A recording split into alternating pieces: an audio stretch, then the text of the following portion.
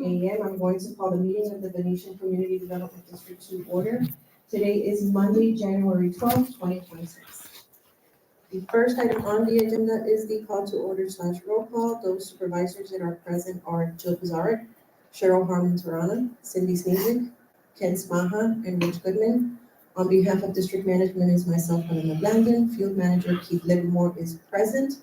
We also have general manager from Hampton Golf, Greg Barker, and Chico Rivera from Amenity Services is present as well. And for the record, we do have audience members present. Cheryl, can you state for the record which landscaping committee members are present? Yes, there's Barbara Bracco, Perry Wildman, Kit Briggs. Is that it? Oh, yes, because Lena's sick. That's it. Thank you. The next item on the agenda is the Pledge of Allegiance. Ladies and gentlemen, we ask that you please stand for the pledge. I pledge Allegiance to the flag of the United States of America and to the republic for which it stands, one nation, under God, indivisible, with liberty and justice for all. Thank you. The next item on the agenda is the public comment portion of the agenda. Ladies and gentlemen, as a reminder, we will limit public comments to 3 minutes per person. Our first speaker is Elaine DeMarco. Hello, good morning. Hi, everybody. I'm here to discuss the trespassing signs in the Venetian due to the amount of people who are. It's on. You can't hear me. She has to talk. Hi, can you hear me now? Yes. Okay, I get too loud, so, my name is Elaine DeMarco. I am 213 Savannah Way, and I live right off of the 18th hole of the golf course. Over those, I've only been here for about a year, and over that year, about 4 or 5 times, I've experienced people who do not belong to the golf course. I know they don't, because they come on with carts, trucks, vehicles, and they're fishing in the ponds. The problem with that is the one time I went out there was a man out there who was going along the board and he had a gun attached to his belt. How do I know that? Binoculars. Okay, second time I went out, there was 2 minors and a young man fishing, and they flippantly told me, we can fish here. It was 6 o'clock at night. I have proof, I have pictures, I have the fines, I have the codes. I went to the Fish and Wildlife, and lo and behold, 2 months ago, maybe a month ago, 2 minors and an adult were arrested after 3 years of killing alligators in 3 different counties, pulling them out, stabbing them, and also poaching the eggs. So I understand in this community, you've tried over and over and over to put no trespassing signs on. As a former horse farm owner and a farmer, it is important to put down the no trespassing signs with the code. And that's my case here, and I have all the information here. I think it's a matter of safety for the people that live here. I think it's a matter of safety for the wildlife. And I think it's a matter of keeping up with the laws. And these people are not nice people. They had guns, they killed alligators, they used them to fight. And these are not just little kids wanting to fish in your pond. Thank you, everybody. Thank you.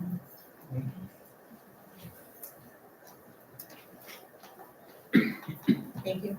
Our next speaker is Mark Legg. Good morning, my name is Mark. Can everybody hear me? Yes. Yes. First, I wanted to thank the board. A lot of the work you guys do it shows in the efforts. Your efforts are rewarding. Everything's looking better around the community. I know there's been a big push to straighten things up and continue to progress going forward. Thank you. Before we move to I live on Treviso Court. Before we moved to the Venetian, we had 3 acres with a big house in Northport Estates, and we had trespassers. And the trespassing problem here is real, and it continues to go on, and I know you're talking about it, because I've watched the meetings, but I'm just gonna say my part. We put up fencing, and it eliminated it at our home in the 3-acre area of Northport Estates. I saw the no trespassing signs you guys put up west of the entrance. Good job. I mean, they're visible, they're there, and if people walk right by them, that's, horrible, right? We just pray and hope that you supervisors, you keep just doing the right thing and go forward with this trespassing and security issue. Use your conscience and just keep going forward with it. I have to leave early, I'm not being rude. My water heater burst and I'm in a fight with the insurance company. Good luck with that. I'm not here to fight, I'm gonna go there to fight. Yeah. But thanks for your efforts, and I hope you continue the path towards some more security in our community. It's gonna be more of an issue as the area continues. Thank you. Thank you, Mark. Thank you. Our next speaker is Barbara Silforth. Good morning. I'm here this morning as the POA president, so this is the POA report. There have been a lot of irrigation violations recently, and we have come to realize that in the community-wide standards, there is nothing that addresses a time limit on wet check. So at our meeting on Thursday, and we have discussed this with Keith and are coordinating with him, there will be an amendment to a 2-minute per zone time on wet checks. So we will be issuing violations, and where there are no corrections, there will be fines. We are continuing to encourage the planting of trees on the streetscape recovery program. We've had some people volunteer, which has been very nice. So we will continue to push that initiative. Probably you've noticed that you have not received a POA coupon book. They are late, but there will be no late fees for anyone not getting in their first January assessment. Overall inspections will be continuing. There will be fines. We have heard the call about consequences. We apparently have several more fine I don't want to say opportunities because we want compliance, but there will be fines issued this Thursday on people who are not complying within a good time frame. We are looking for a new ACC board member. Gary DeGeorge resigned to run his own business. We are also looking for a POA board secretary, and we are looking for a short-term project to update the new resident package. We're looking for print design person, marketing, and PR people. On the staff, Nick has left the POA office here to return to his former position at Real Manage. And we have now working for us Marie and Tilly, who had worked in the community before with Castle. So she is familiar with the violations process and very familiar with the lease situation. So that will be a big help in resolving any of those outstanding lease issues. Thank you. Thank you, Barbara. Thank you. Our next speaker is Tom Jones. Good morning, Board. Tom Jones, 338 Montaluna. My commendation to all of you for a job well done. Thanks. Continue to do so. Want to speak very briefly to support putting the fence west of the entryway. In the last couple of weeks, I have seen 2 different times when young men on bicycles with lots of fishing gear are parking right by the 9th green. And really it's a problem. Nothing, again, that you don't know. But again, to support doing something on that, certainly during the other comments about security, growing problem with our growing population here. So thank you very much. Thank you, Tom. Thanks, Tom. Thank you. Our next speaker is Suzanne Jerry. Hi, good morning. I had been speaking today about 20 minutes, 30 minutes ago. Actually, I'd like to address two things before I address the last issue. POA, 2 minutes to check your wet check. I have a husband that's elderly, tall, and we both go out there at the same time. We both go out there at the same time. And honestly, to get around your property in 2 minutes is not possible. 2 minutes per zone. Oh, for some, thank you. Still, my husband doesn't do all uneven ground. We're both out there and we never use anything. That gate that she spoke about, and that is, yes, it's a concern. I've seen trucks sitting there. I've seen kids to get on their bicycles and come in. I witnessed and heard about what happened, and I know it's true. And we're talking kids threatening guns, so it is a concern on the back entry area. We need to do something as soon as possible, especially with all the building that's going on. I know you're all addressing that, and I appreciate all the things you do. I am here, though, however, to talk about two issues, and one is the update of the addendum for the rules for Clubhouse. And I know that you have, I'm not going to read for this because it'll take too long, but I know outside we have guests visiting all the time at the Clubhouse. I'm going to read this. And, you know, guests in the pool area, tiki bar, all the rest of it, making noise, creating, levity, and it happens all the time. That's not a concern for me. And there are people in this community that have been here since 2004, 2005, that have been here for a long time, and now they're in their 80s. Do they use the tennis courts? Do they use the pool? Disabilities? No.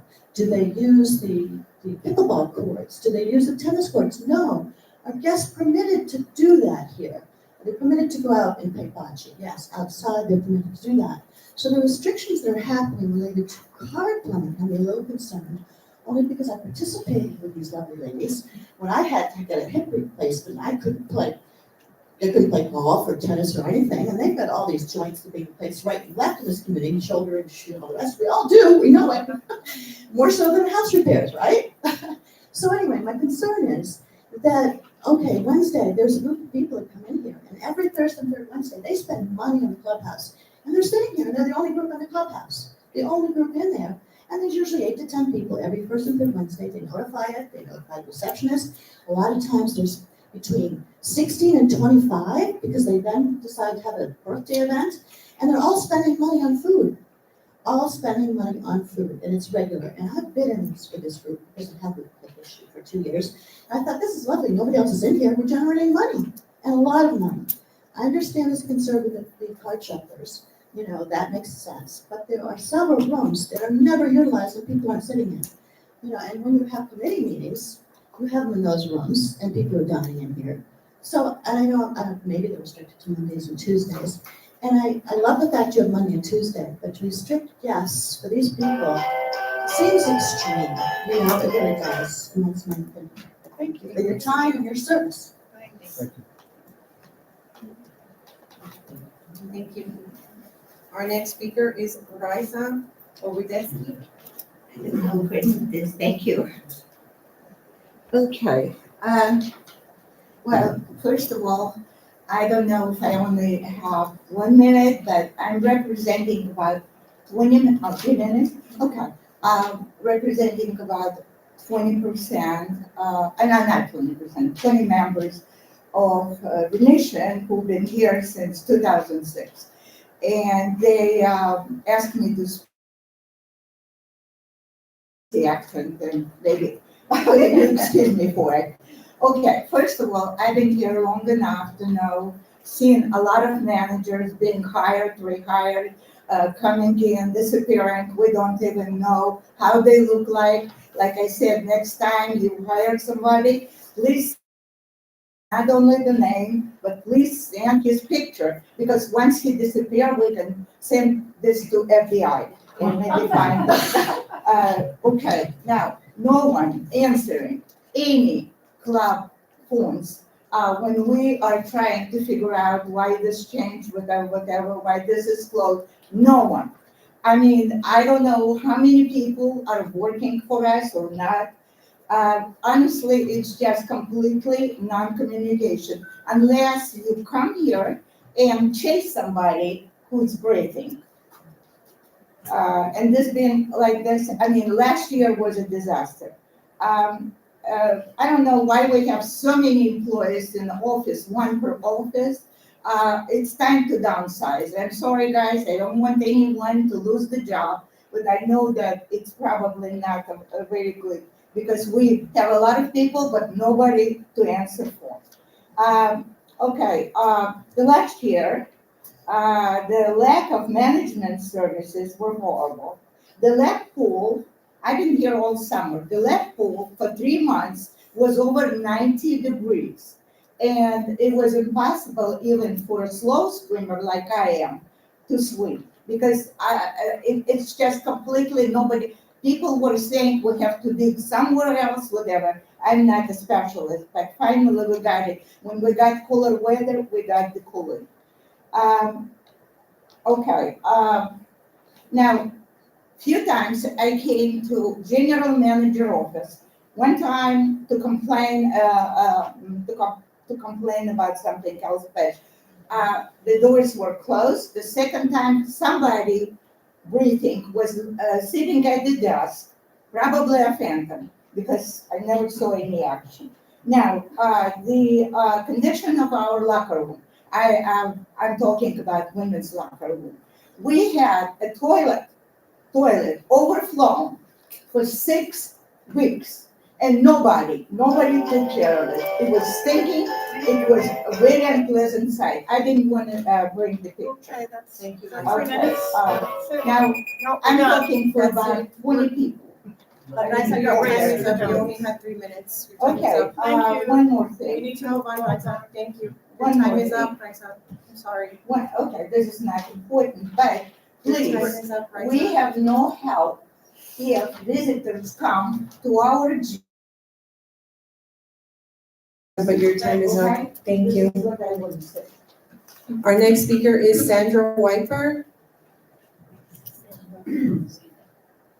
Hi, my name is Sandra Whitefer, 162 Tiziano Way. I'm talking about the lap pool temperature, not too hot for me, it's too cold. I know it can't please everybody, but I've been swimming or water walking for 8 years. Never complained about the temperature. Some days it was a little cooler. I understand, anyways, I'm wearing a wetsuit jacket. I'm still cold. There's other walkers, that I know that couldn't be here today that are concerned about the temperature. They were gonna email, make some phone calls, not knowing none of us know what the temperature is supposed to be, but it feels definitely colder than it's been in the last 7 years. Thank you. And I hope it doesn't get colder. It is. I know. Thank you. Our next speaker is Gina Daly. Hi, I'm Gina Daly.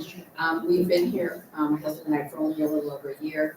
I'd like to address the new guidelines for the cards and the activities that go along. I belong to different Mahjong cards, book club, bocce, a couple of different things. And as far as I know, when they drew up the guidelines, they did not contact any of the leaders of the group to ask about like who's playing, how many, what are the goals. So I'd like to speak specifically about the card game on Wednesday. Suzanne touched on some of it. Again, we have like 3 to 5 people, 20, 25 people that play, and we do lunch, and we were told no members. So by saying, and no shufflers. So we were told, well, you can go on Tuesday, you can use your shufflers, but you can bring your members. The pool does not have that restriction, and as far as I know right now, there are no other restrictions besides pickleball and tennis, but those are limited to 4 people on court, where we have multiple tables, 2 rooms that we can accommodate that. So those were our things. By going on a different day, yes, we can have guests, and yes, we can use shufflers, but then on Monday, Tuesday, there's no lunch offered, and usually half of us do lunch. So I know the idea is to get more people into lunch, but now you're pushing us off, and so you're not having the extra people for lunch. Also, by switching days, everybody has other activities on those days, so you're making us choose. And as Suzanne had said about, a lot of people like myself that can't play, being disabled, other things, I like to come here a couple days a week to have some activities. And so you're making me choose, which activities that I want to do. The other thing is the timing of it. Mahjong on Friday, everything is supposed to end at 3:30. A lot of us go to the bar and then do dinner. So again, we're trying to bring, business in to use the clubhouse, not just for activities. But by being done at 3:30, the bar doesn't open until 4, dinner's not till 5. So we're supposed to just hang around and do nothing for half an hour or so. Book club doesn't start till 2:30, and then we're supposed to be done by 3:30 also. But the other thing is that when we do go into the bar, it's been very chaotic. Last season, there was never a problem about us going into the bar. Suddenly there's 10 people, we got our orders 2 weeks ago. I ordered something, it was an appetizer, it took an hour, and so we all left and went to another place to eat. But Wednesday, after bocce, we had like 18 people, and they were really good about putting all the tables together. But again, when it came to food service, it was the wrong orders, it was late, and I realized we have a lot of growing pains, we have new managers and such, and even a new management company. But the bottom line is we'd like to socialize with our members and we'd like to bring our guests in, but we like to use the club to afterwards too and not have such time restrictions. So thank you.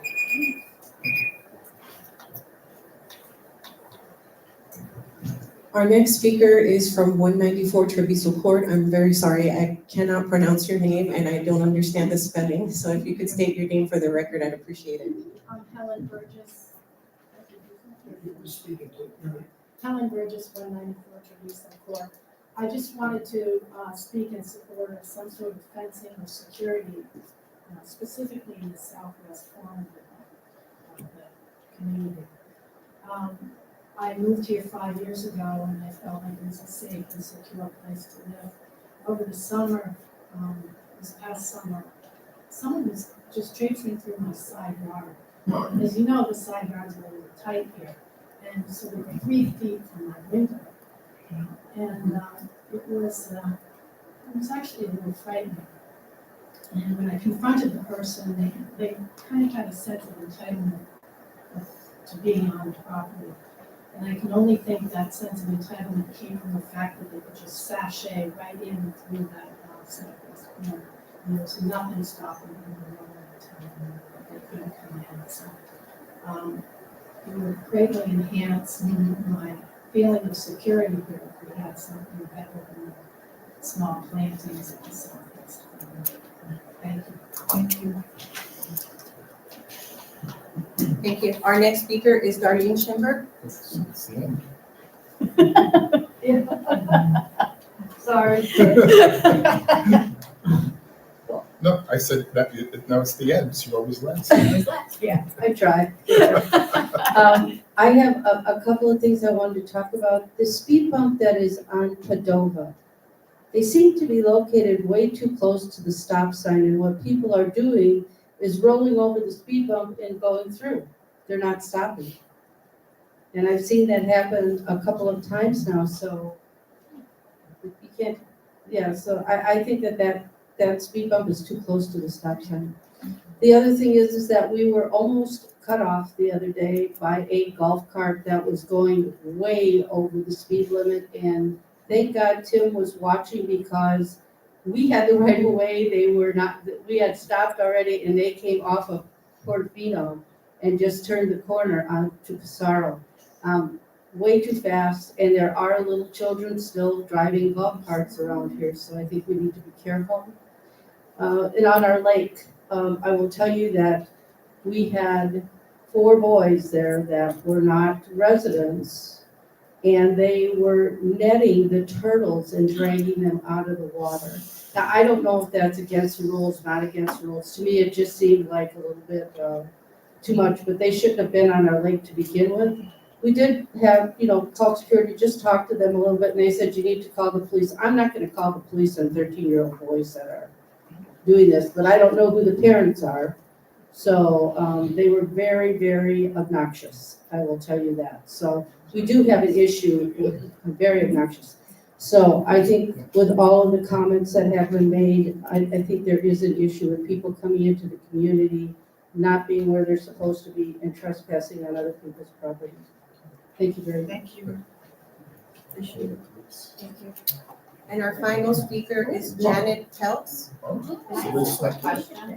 If the security guards are asked to come, is it up to their obligation to call the police? They feel No.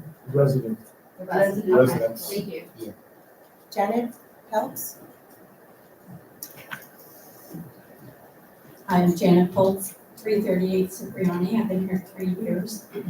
I have 3 quick points. I know that we brought Hampton Golf in as an experienced management company, and I just wanted to bring up one point that happened in December. We booked the reservation at the Christmas event, big dinner, and we were charged for all 9 people at our table, which was about $880. Seems pretty simple to me. Why would everybody's go on my charge? So now my husband doesn't want to go to the River Club anymore. He's afraid it's going to happen again. I just was shocked that it happened. The girl that is in charge of the accounting was very quick to get back to me, was going to resolve it. My friends were kind enough to just pay me, but it doesn't seem like that should be something that would be happening in this day and age. Second thing, the grounds, specifically around the River Club, tennis courts, and the pickleball. Dirt, no flowers. Why are we not taking care of our own club? I know that we have landscaping, I think it's juniper, but why are we not taking care of, the one place where outside communities that come in to play tennis will drive by and go, wow, not great. And then lastly, I wanted to comment on something that happened at Mahjong the other day. We were told that the rules were new. Thank you for bringing all of that up. And we didn't really understand all the rules. Apparently the person telling us about the rules had some questions about them as well. But what they did say is that you 5, if we had any questions or concerns, we should go to you because you make these rules. And I found that kind of interesting because why would you care if we play Mahjong? Or if we want to stay and have a drink? And is the bar open or isn't it? Just confusion as this woman was saying that I don't think we're all clear on the rules. That's it. Thanks. Thank you. There being no further speakers signed in, we're going to close out public comment and move forward with our agenda. Supervisors, do we want to move the format or do we want to start with the committee reports since we do have Juniper here? We want to start with, landscape architect for the joint meeting. Okay, so we'll have to, No, right here, but, yeah. okay, so what we would need is a motion to reconvene the meeting. I make that motion. I'll second. Sorry.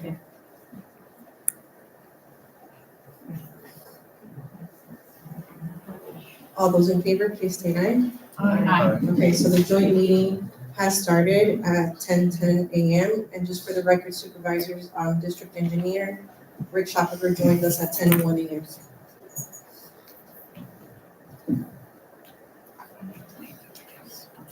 So by way of introduction, this is Brian McFall. He is the landscape architect and is bringing plans for the entry down Veneto. And so board and landscape committee, feel free to ask questions. Go, Brian. Has everyone seen this? It went out to the board and to the landscape committee, yes. Okay. So I really don't know if you guys want me to make a formal presentation or if you've seen the plans and everything.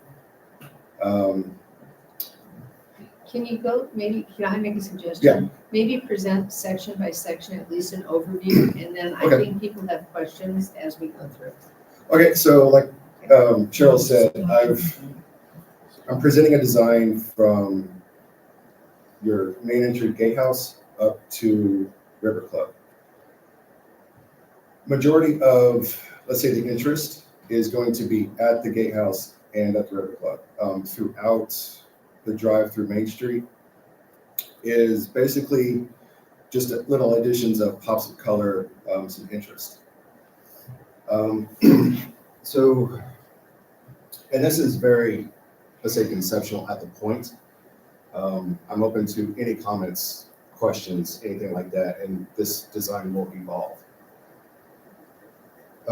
So a lot of especially at the entry and at River Club, there's a lot of color going. I want to put color in, year-round color, not just flowers, so we can have a lot of interest year-round. They're not moving for me. The two medians that are just past the gatehouse, again, adding a lot of color within these. I want to take some of the material that's existing there out. I want to keep the magnolias. Magnolias look good. The small palms that are in these islands, I will relocate because they're still good specimens.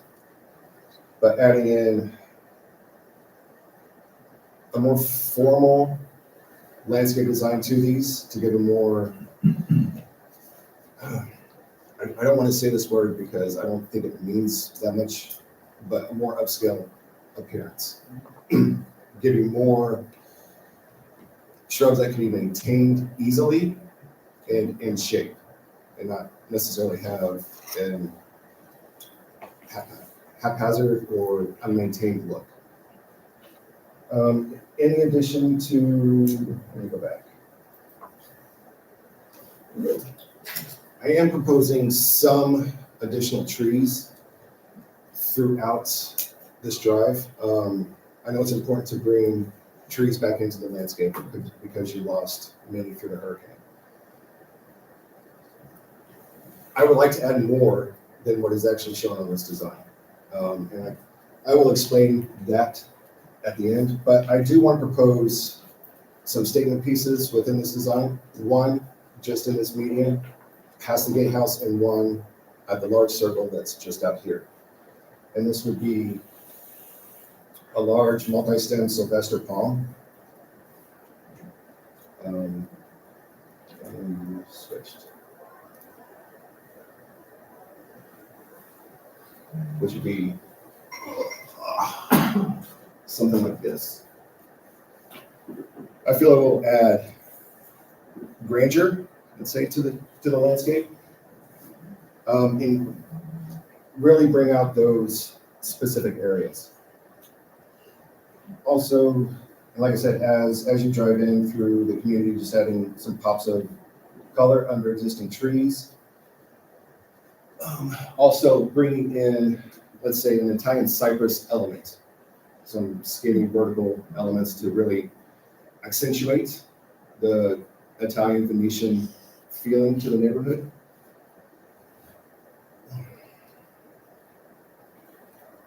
And those are just in specific areas where I have the space, where I think it needs something.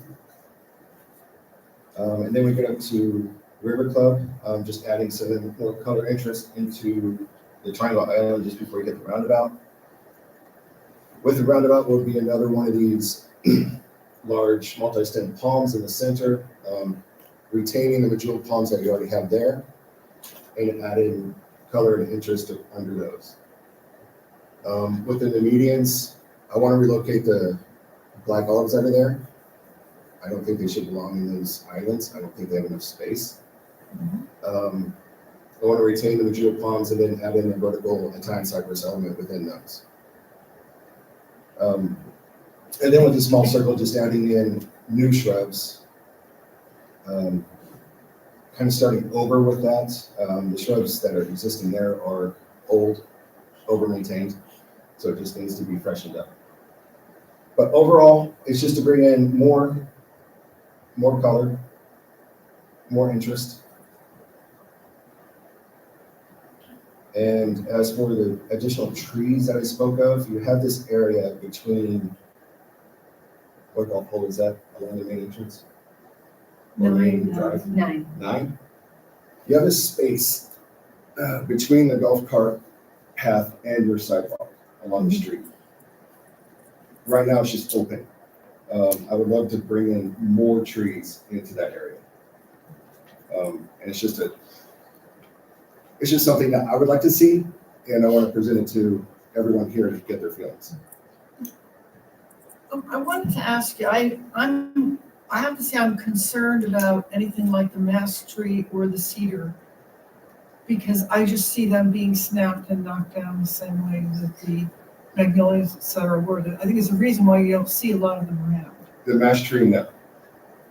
The mass tree is an extremely flexible specimen. It's in the name, it's designed. It was used for masts of ships. So it's a very flexible tree. Probably get about 30, 35 feet tall. Is there a reason why you didn't consider any royal palms at all? To me, those are grand scale. They are. From the few times that I've been in here, you have a lot of pedestrian activity. I don't necessarily like mixing royal palms with pedestrian activity, just simply because of the risk of falling fronds. It's only on one side of Venetian now. The other side of Venetian does not have Along the pedestrian. lake, along the lake system. Yeah. We could. Yeah. I wanted to ask, it didn't seem like there was much that was contemplated in the River Club area. To me, the entire River Club needs a lot of work. For this contract, it was just the main. I see, it was just this fine piece. Just this I fine see. piece. At this point, I'll say that. Couple of comments I have. I mean, looking at some of the plants at the front, giant birds of paradise have these invasive roots with rhizomes coming up and trying to contain that. Whenever I've seen them in real life, after a few years, they're just this big, huge mess of banana leaves and not a nice looking plant. The bougainvilleas, I mean, the ones we have in front after 3 years are finally looking decent. Again, a plant that's hard to maintain. I think we need to look at that. If you drive down Central Sarasota Parkway, they've got these beautiful crepe myrtles that maybe we can incorporate something like that, because if you've got grasses here that are going to be, flower in September, October, November, start fading and then get cut down to nothing in December, in January, February, March. So it's going to look empty. I just think we need some more variations of some things, because a lot of these things will be dead or not flowering when the residents are still here. And then for the residents who are here all summer, there's going to be we're waiting for stuff to grow back again. We have no color. I just have one comment on crepe myrtle. I vote no, only because that's what's right by the guardhouse. And those things look dead for half the year, and they're not. I get that. They're beautiful for 6 months I've of never the seen year. them look nice. I've never seen them look nice during the season, so I don't know what they are. So what? They're crepe myrtles. But maybe. But that's what you're asking. But maybe they me need to be for. maintained, because I've never seen them after. Oh, no, that's how they grow. No, but if you go to Central Sarasota Park, when you drive down, it's gorgeous, so. Go down there now, they're all. Oh, no, I know, now they're not good, yeah, no, I get that, I'm saying, but they would be nice in the summertime for the residents, so we need to find something that's gonna be a mix and match. Kind of get some stuff that's gonna be nice in the summer, nice in the winter, to try to make a mix. Ladies and gentlemen, I hear a lot of sidebar conversations. We are recording this meeting and we are broadcasting it live. If you need to have a sidebar conversation, we ask that you please step out of the room throughout the duration of the meeting. We do need the recordings to be clear, and we can't hear if we pick up the sidebar conversations. And I'm not saying it has to be crepe myrtle, that's just an example. I'm not a landscaper, I in no way say I'm looking to tell you what to do. I just looking at some things, and I just want to see some things that to be maintained, look nice, look more upscale. I said the grasses get cut down in March, February, March, and they won't grow back until the fall and look nice then. So there'll be nothing there for 6 to 8 months except maybe a little bit of green. I'm just trying to, and I know it's difficult. I know this, we got seasonality. I know we have drought conditions and all those other things. And I'm not an expert by any means. I'm just trying, looking to figure out for you to be more inspired, to come up with something maybe a little grander and something that's works throughout more seasons for more people. So it's always looking like there's something there. Okay. Would you like to respond, or do you want another comment from the landscape? Do you want to respond, or can I say something? No, go ahead. You tried to keep me quiet. Okay. You had, on the crepe myrtles, excuse me, don't they cut them at a certain point every year? Aren't they cut down so that they grow again? Yes. Does They that sh- have? They should not. They should not. They should Okay. not. Okay, isn't that what's happening here? For all of the years that I've been here, those crepe myrtles at some point in the winter, keep their Higgins house. Don't they cut them down? I mean, not cut them down, but trim them down. Okay, why do we have to do that? And then if it's not necessary, Cheryl's going to, they won't look good. And when they don't look good, they're beautiful. They are, and let me, yeah, crepe myrtles are a deciduous plant, so it will go dormant during winter months. They can be done a couple ways. They can be a hard cut every season, so they stay in scale, let's say. If you let them go, they are an absolutely gorgeous tree. The trunks are fantastic. They do all these interesting things when they're old, and the bark is just, it's like paper. It's a gorgeous tree. I love it. But the thing is, like you said, year-round interest, crepe myrtles do go dormant. They go dormant more than most everything. While I have you, let me respond to the grasses. The grasses should be trimmed 3 times a year. The best possible for grasses is, for the bloom, is March and April, and late fall. That's when pink muley explodes. That's when. Okay. White fountain grass should contain interest all year round. They should have white plumes on it all year round.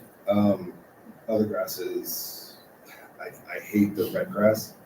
It always looks like a rat trap to me. I'll take your point. Yeah, that's not what I read, but I'll take your. You're the expert, so I'm going with you on that. I get your point on bougainvillea. I get your point on giant bird of paradise. To me, it's maintenance, and I understand if it's a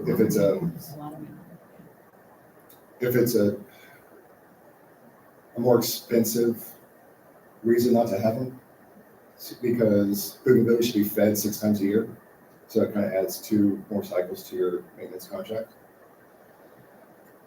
White bird of paradise, as long as you keep them trimmed and nice, it shouldn't be an issue. Keep 7 stalks on it at all times. Once the stalk gets too big, cut it down, let the small ones grow. If maintenance isn't doing that, I understand.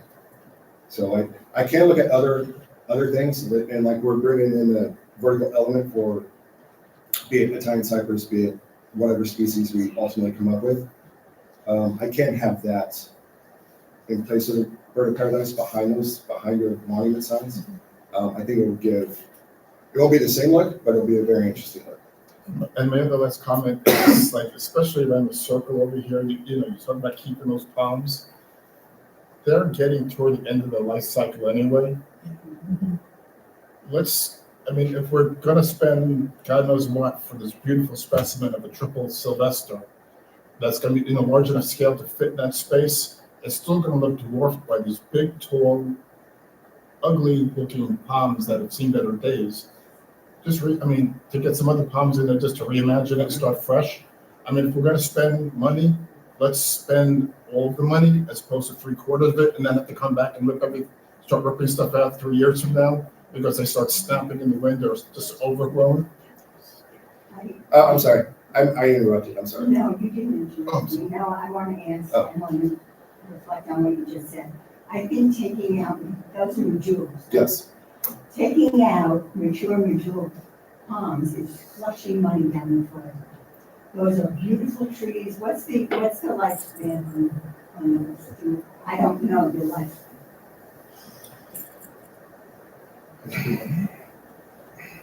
I honestly don't know either, because I've never seen one that reached A place where it got. a place where. Right, so it must be a significant place.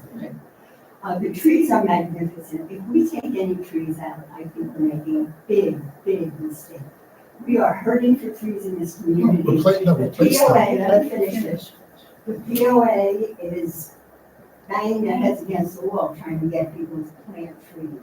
I think those jewels are gorgeous, and I think it would be an absolute shame. I do get you thought that the Sylvester in the center is going to be shorter, than your jewels, even if you put in a big one, no? It will, yes. I wasn't What talking, do you think? Barbara, I wasn't talking about getting rid, not just, you know me, I'm all for more trees. I would take those ones out, put new ones and even more in there. I'm all for more trees. So I was never, when I said get rid of a tree, I meant replace it with something that's more to scale, new and fresh. So so the whole design will last for the next 20 years.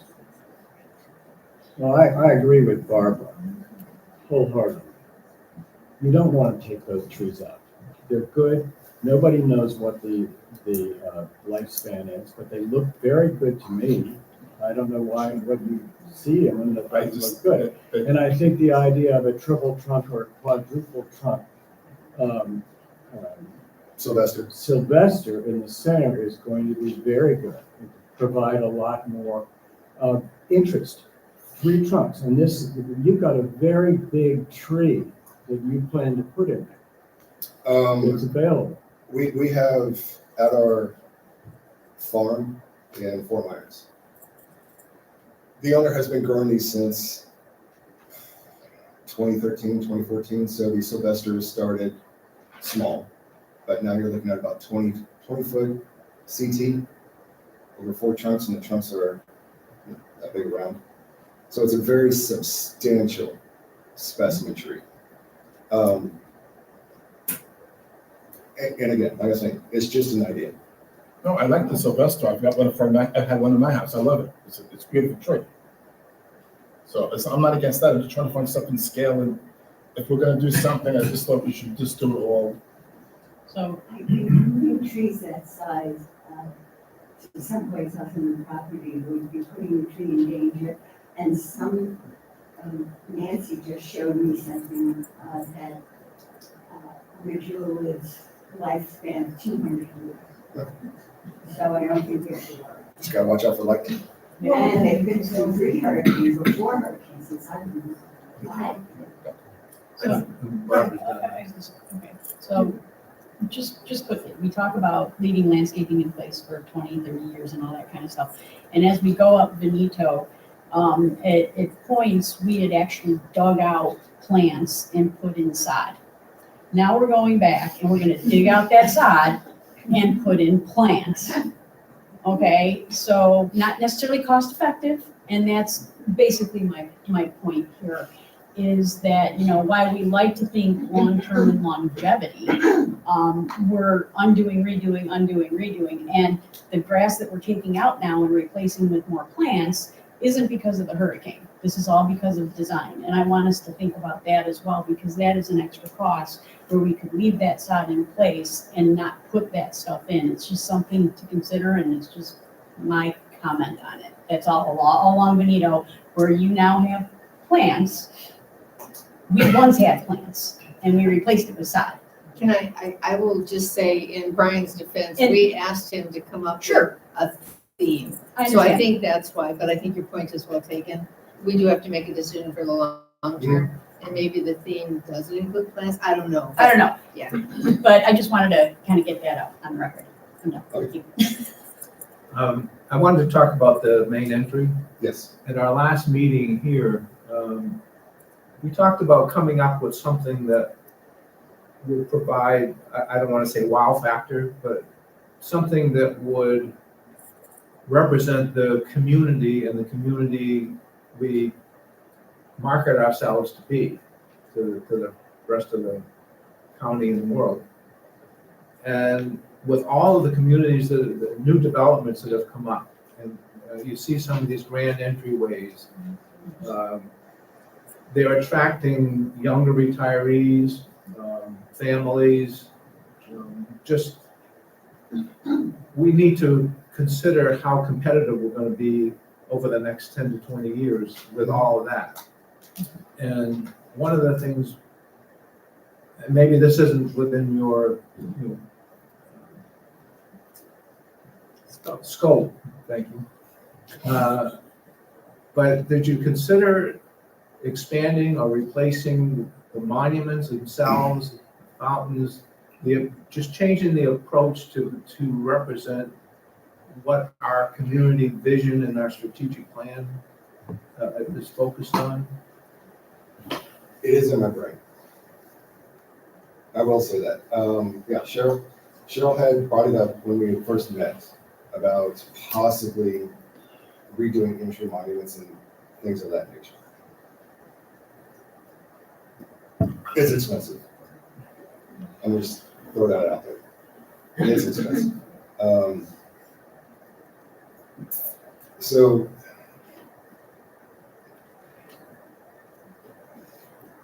I can say I can design something, but I guess I want to know before I actually start doing that, it is something you actually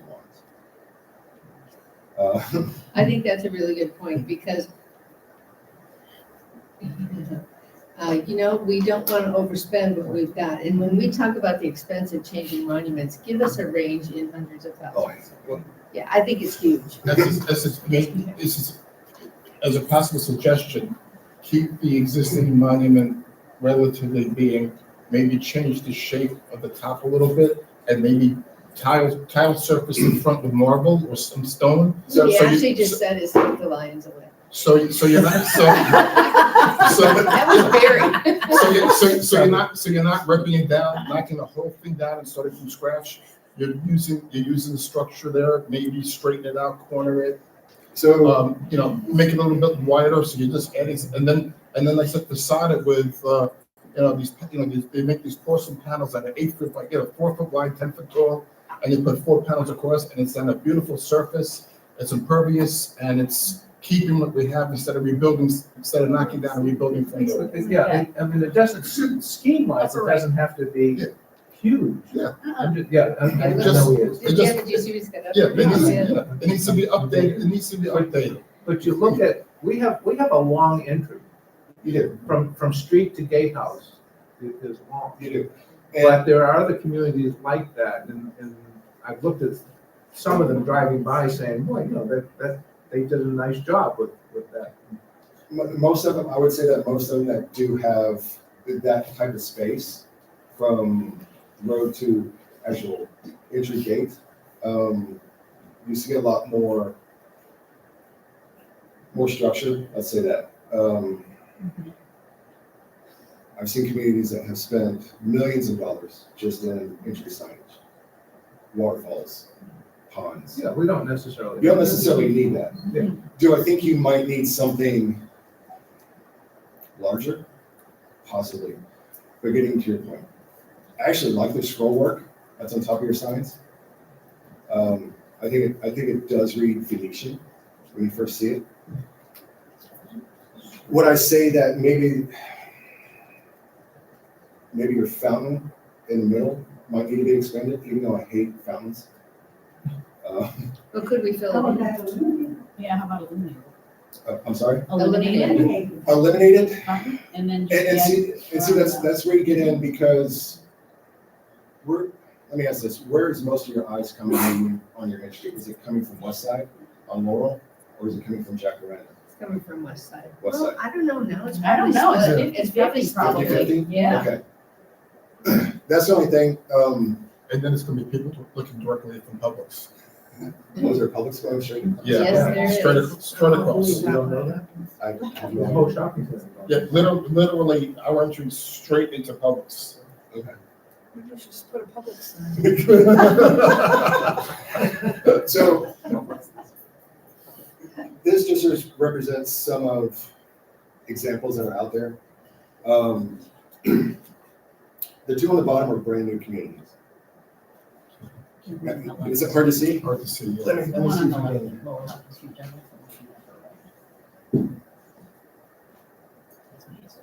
Yeah, that's Is that a little bit better? yeah, that's Okay, so that's a brand new community. Both of these are along Old Burnt Store outside Pond Water.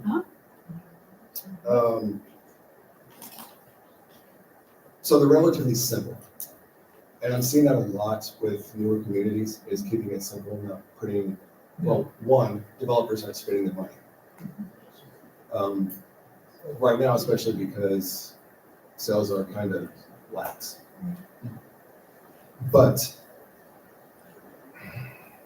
I mean, Turnleaf is not that impressive. Esplanade looks better.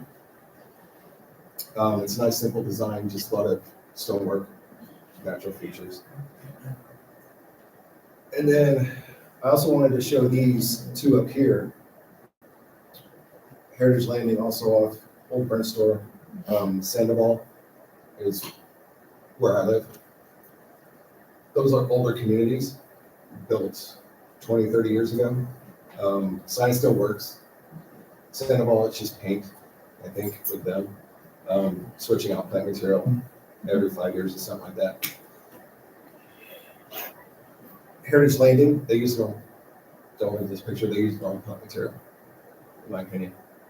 But it still looks within times. So, and both Heritage Landing and Sandoval are just two-sided, one monument.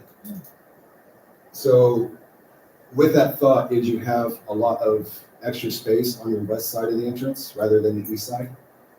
So that's possible that you could do something there. It's also possible that you could eliminate both monuments and just have a central sign along your median. Although I hate to see what it would cost to relocate utilities behind the sign. Or unless it's just a fountain, utilities. Well, from my perspective, and I can't remember if I shared this or not, and this is just my opinion, but I think for the fountain, it either needs to be better, it needs to be higher, or it needs to go away and have rocks or something. Like you can't see the water. Right, that's what I mean, the fountain's got to be longer, or just kill the fountain and do rock and plant or something that is a statement, that isn't this big of a water jet. And if we shoot the water jet higher, then we're back to the issue of Killing the chlorination killing all the plants, so. So I'm okay with the fountain. I think the board we've talked about, and landscape committee too, the fountain is not a non-starter. Everybody's okay if you say the fountain could be something else, even if it's just filled in. Or if it's some beautiful, beautiful rock feature or some, I don't know, I'm just, but the fountain is, we don't all feel like we need to keep that. Okay. And like I said, have discussions as far as like the monuments and stuff like that. If you decide to keep the monuments, I'll be happy to work on it. Even if you want to change completely, I can come up with ideas. It's just.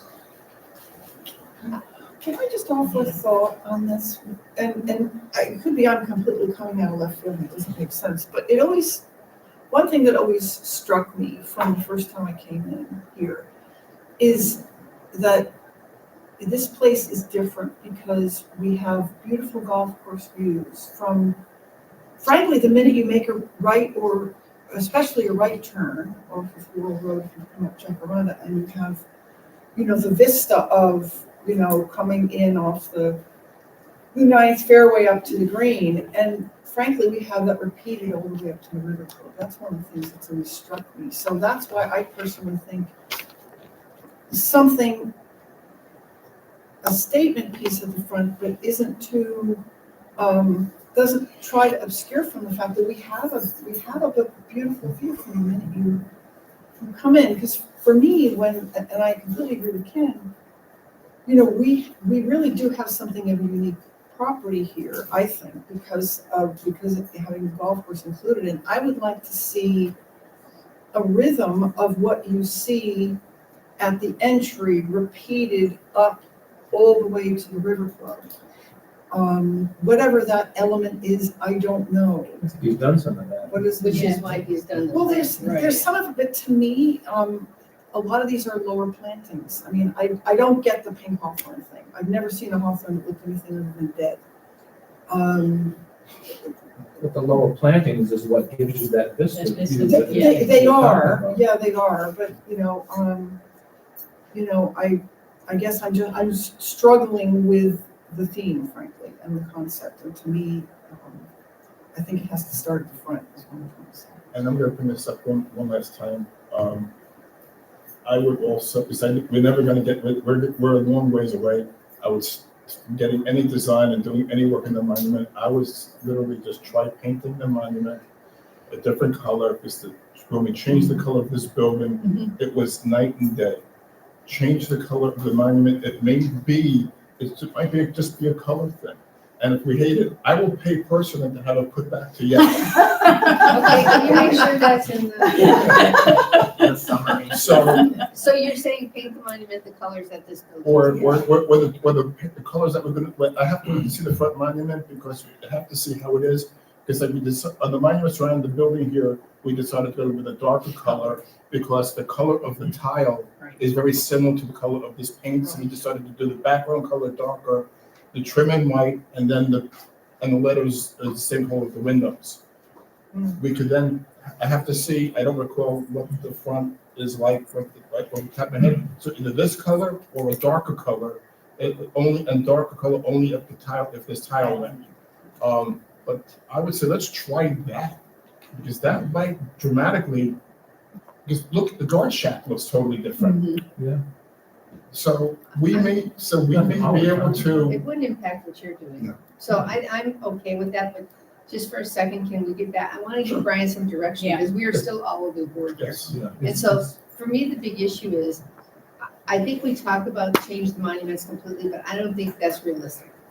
It's gonna cost too much money, and I'm not in a position where I would like to say to the community, we need to spend, $500,000. I'm not there either, yeah.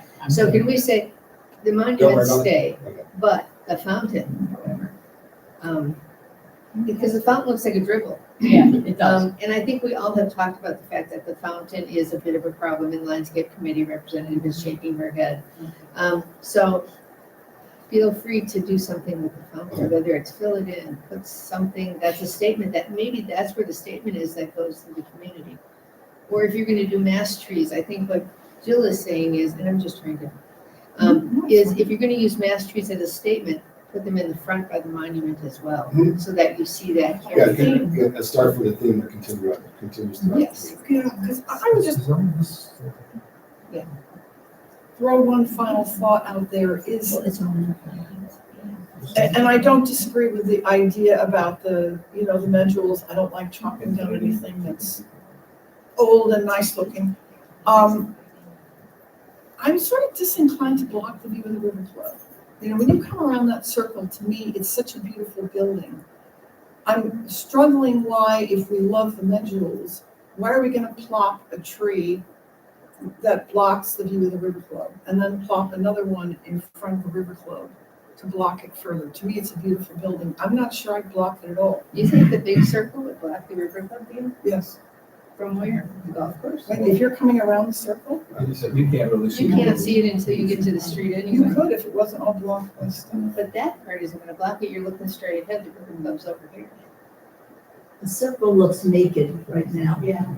I can do, Just my opinion. it is.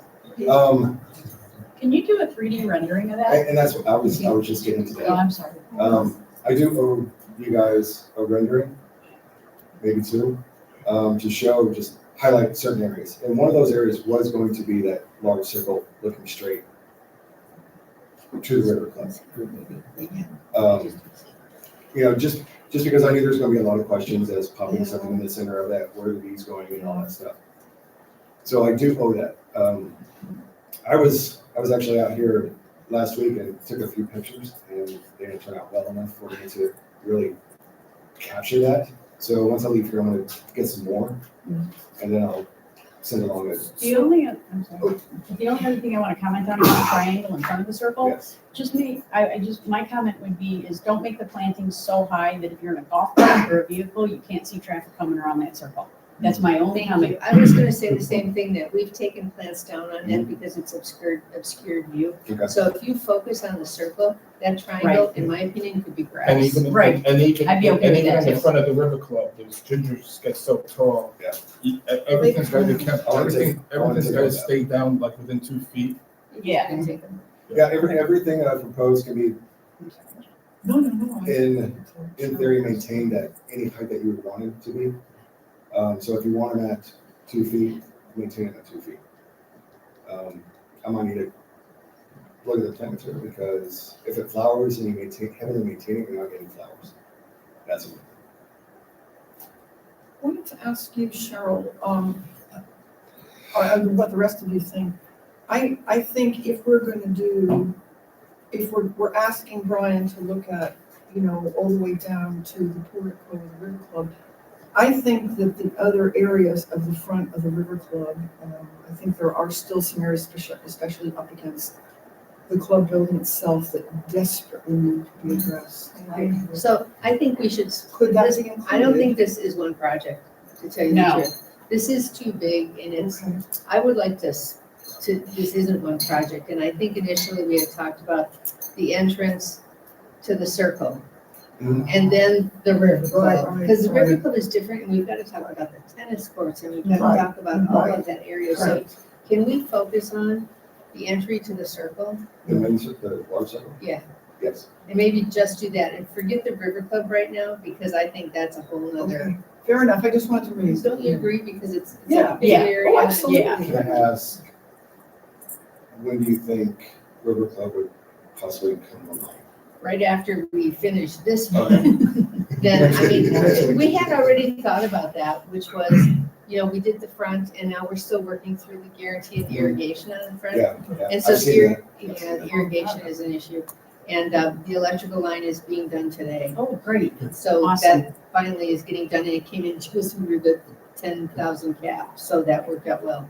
But, yes, so that was one, this is two, Okay. River Clubs. Yeah, but I'm at least trying to leave this in the committee. I'm just, if it's possible, if we could do something inexpensively in front of the River Club. A little bit, just to upgrade it, because right now it looks pretty sad, so we get some bushes, trees, some flowers.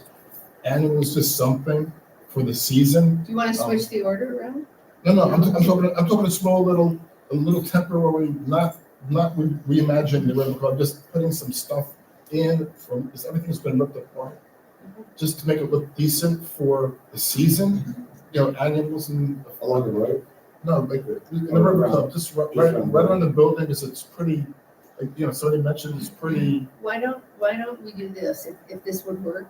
Why don't we have landscape committee work on planting some stuff around the River Club and bring that recommendation back to the board? That's what I said, you guys work in the Okay, committee, sorry. yeah, I'm not, yeah. not So we'll going, do this is- that and then you focus on phase two of this whole big deal. Yeah, I was gonna say the only thing, if it was gonna, if you're gonna wait like possibly a year to bring River Club, I would very much suggest transplanting those black olives sooner than later.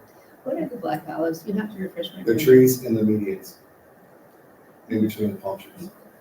So you have the small median, The deciduous trees, you know, the ones that were staked up and they kept getting bent over because they were upside down. shady ladies.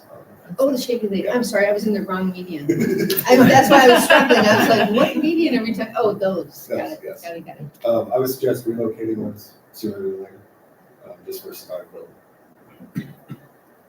That's fine. Anybody else?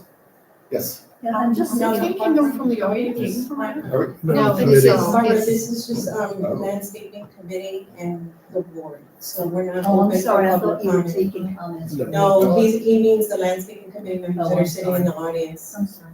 But you can come to the next landscape committee meeting. So Sean, I'm thinking, you know, leave that to the human board, you committee to decide how to work with us, shady ladies too. We will do that, and Perfect. that's a good point, and we will talk about that at the next landscape. Thank you. So, Brian, with these comments, are you clear on what we think we've asked you to do? There's mud. Yes, ma'am. And if we can, when do you think you could come back to a joint meeting to present something? We meet every 2 weeks. Let me clarify that. We meet the second and the fourth Monday of every month.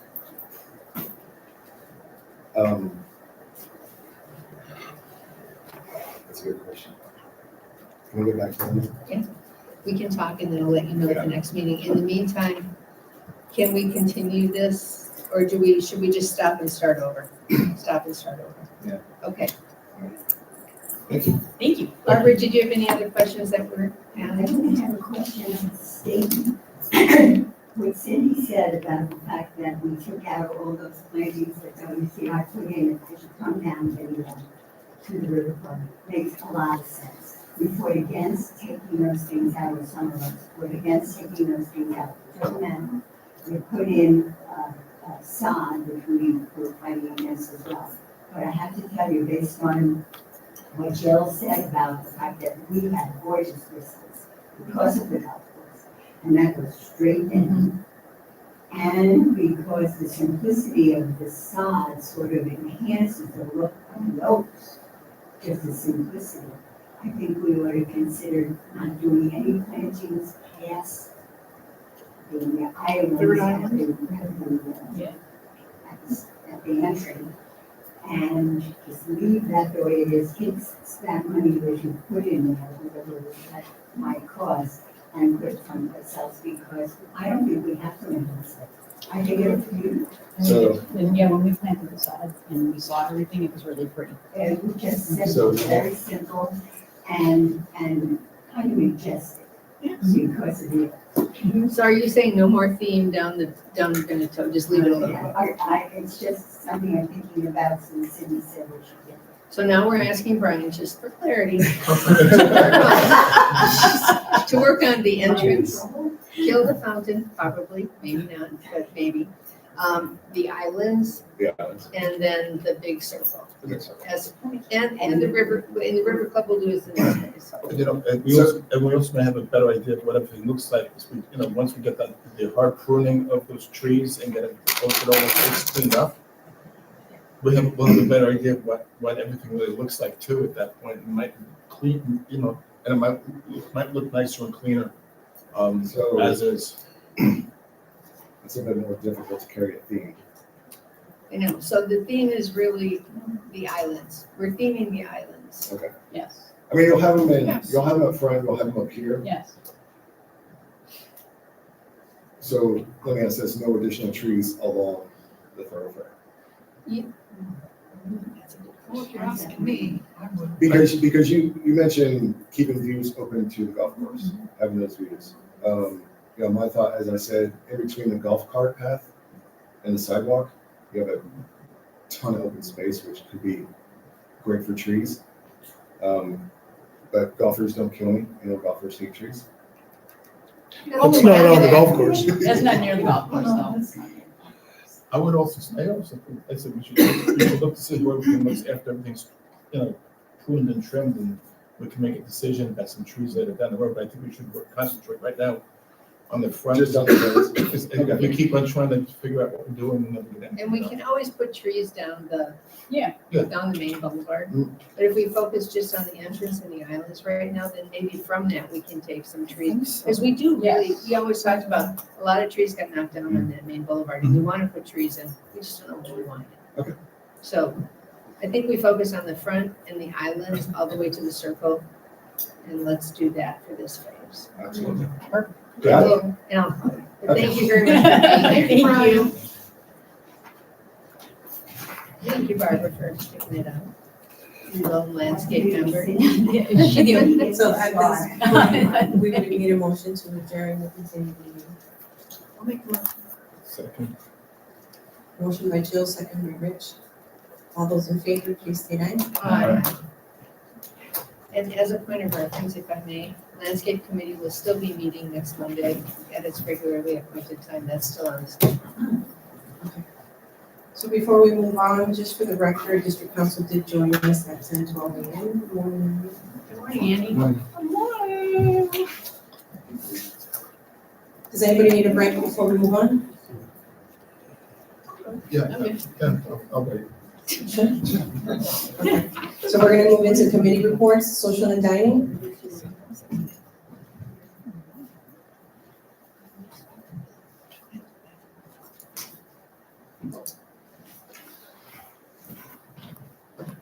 Good morning.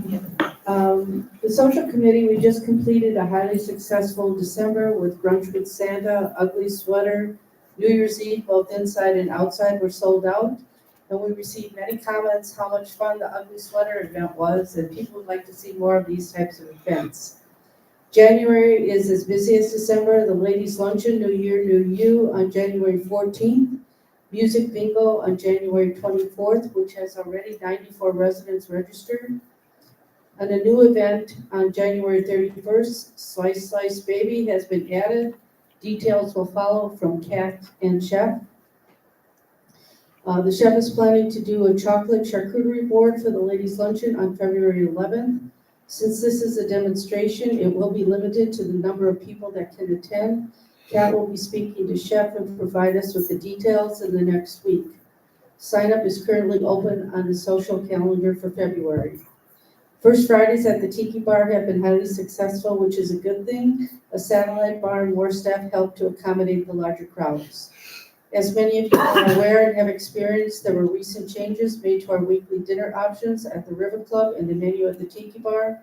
I understand that there are more revisions to come and look forward to what Chef and his team come up with for future choices. It will take some time before we can assess how these changes impact both our revenue and participation levels. Thank you. Who's starting? Fitness and pool? Hi. Okay, so I'm going to give you an update on a few things going on in fitness and pool. The fitness programs are really going well, very robust attendance. Lots of the classes are having max capacity with waiting lists. And therefore, it's going to be important for some management of the class profiles themselves. There are 2 or 3 classes that never get more than 2 or 3 attendees, while the preponderance of other classes are getting maxed out. So we have asked Hampton to look into making some changes so that the classes that are more popular are changed into those that are more popular. So that's something that we'll pursue with Hampton. We have also had one instructor who has been injured. She's been out for about 4 weeks now. I understand she may be coming back the week after this existing week that we're in. So that has caused us to have a few less fitness classes during the week. And another instructor who had an appendectomy on Christmas. So that also put her out of service. So we have a couple of changes there that hopefully will be rectified shortly. Jonas is unable to monitor the number of classes that people sign up. So there's no way to put a metric in there. If you sign up for more than 4 indoor classes, it doesn't allow you to sign up for the 5th. That has to all be done with manual reports to figure out if anyone is abusing the rule for 4 max classes. And Greg, I don't know if you know the answer to this. I don't know if anyone from Hampton is doing that manual analysis. Last year, someone from the fitness committee did that analysis and provided it to management to indicate these are the people that need to be told that they're violating rules. But I think at this point, perhaps there is no, nothing being done to assure that's the case. So that's just something that we need to grapple with in light of the fact we're getting waiting lists. As far as the fitness center, we are working as requested by the Reserve Finance Committee on a list of things that might be needed for capital improvements in the next several years, what the costs may be of those items, and when we presume that we may need some replacements. You should just all be aware that the strength training equipment is close to 10 years old at this point in time. The flooring is close to 10 years old, and much of the cardio equipment is in excess of 7 years old. So we're getting to the point that replacements are going to start needing to be coming in on those kinds of things. The ceiling lighting in the fitness center, it's the can lights like these ones here. Several have been out for several months, and maintenance has found that they cannot replace them when they go to try to screw them out. They just fall apart and break in their hands due to the age of the fixtures. And so Ray is doing, he's the new maintenance person. He's getting quotes for new LED lighting units to be replaced in all of the fitness center. So I don't know what kind of cost or what kind of timing is involved in getting those quotes, but that's something that Hampton has underway. And one other issue we've been having in the fitness center is the hard true clay from the tennis courts, as you all may have noticed, is piled up in big lumps all over the parking lot. It's been that way for months, that there's a lot of hard true all over, and including in the area where you access the building. And we've had some incidences of large amounts of clay in the fitness center on the floor. Huge signs have been put up by Hampton. Now there's a new big rug put in front of the fitness center saying, please clean your feet before you go in. Someone, Greg or some of his staff, have talked to the cleaning people to alert them when you see clay, you actually have to clean it. And so now there's a better attention to that. But I think it needs to be fixed at the source. Making sure that the tennis players are advised that they can't really clap their shoes right behind their cars, because then all of the clay that they're clapping off of their shoes is all over the parking lot, and we're walking through it, and then we're walking it into the building. So I know Hampton's trying to address through signage and rugs, and maybe Matt, the tennis director, can also do something about reminding the tennis players that they need to use the feet cleaning machines. The lap and resort pools, this year there's not a budget for pool attendance, or not a sufficient budget enough for pool attendance. So we really have not had that staffed. Last year, there were pool attendants, especially during season, to make sure that the chaos, the cleanliness, et cetera, in the pool area is dealt with.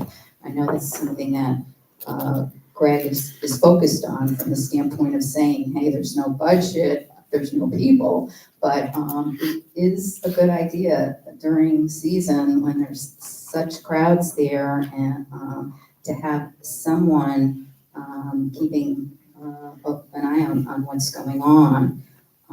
And so we're seeing, some more refuse, some more grease on the tables when you come in the morning. Some of the lounge chairs have shown some wear because of children jumping on them. Seems to be a fun thing to jump from chair to chair to chair and back again. Okay, Cindy's telling me to talk quicker. All right. Let's see, is there anything else? Okay, so that the final thing was the inspection of the pool furniture. I think Ray may have done that at this point in time, I'm not sure.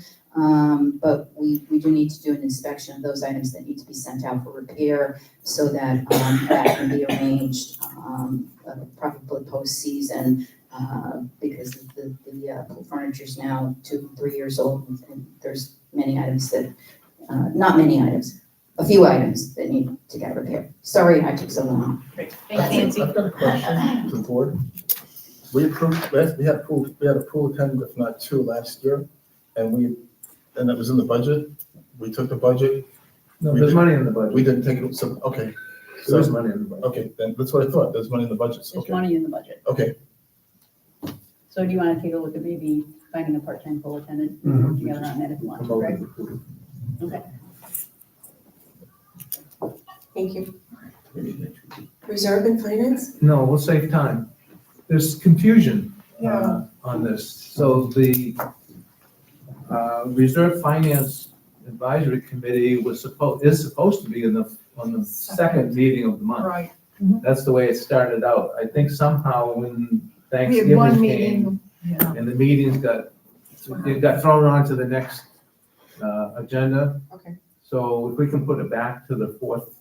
Oh, yeah, if the financials come Makes out. sense. Yeah, if the that makes financials sense. come out, absolutely. Okay. That's what we would want, right? We want to have. That was the Yeah. intent. Then do we have another meeting coming to the first one? Because we have 6 committees, right? I thought we did. I thought we I had don't know who was the third one originally. We've got landscape, landscaping. we've got facilities, bracket. And Might record have been, score. was it facilities? It's Might have been facilities. May have been Yeah. facilities, Yeah. yes. So Yeah, Tim- facilities should be on the Yeah, first Tim's one. got a doctor's appointment.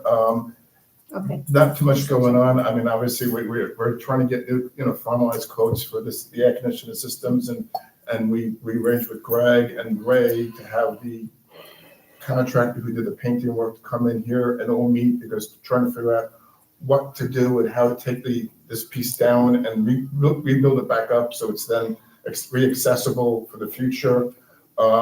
Is one vendor said this, one vendor said that, nobody wanted to really take responsibility, so let's get everybody together, take responsibility. We got 2 quotes, there's about a $7,000 difference between the 2 quotes, so we decided, well, let's work with the cheaper one, who's also a very good, contractor, and to try to work together, so we've got that happening. Got the geothermal quotes, which I guess Reserves has, it's that budget number that we have to think about, how we're gonna come up with a $250,000 cost for replacing geothermals over the next 1, 3, 5 years.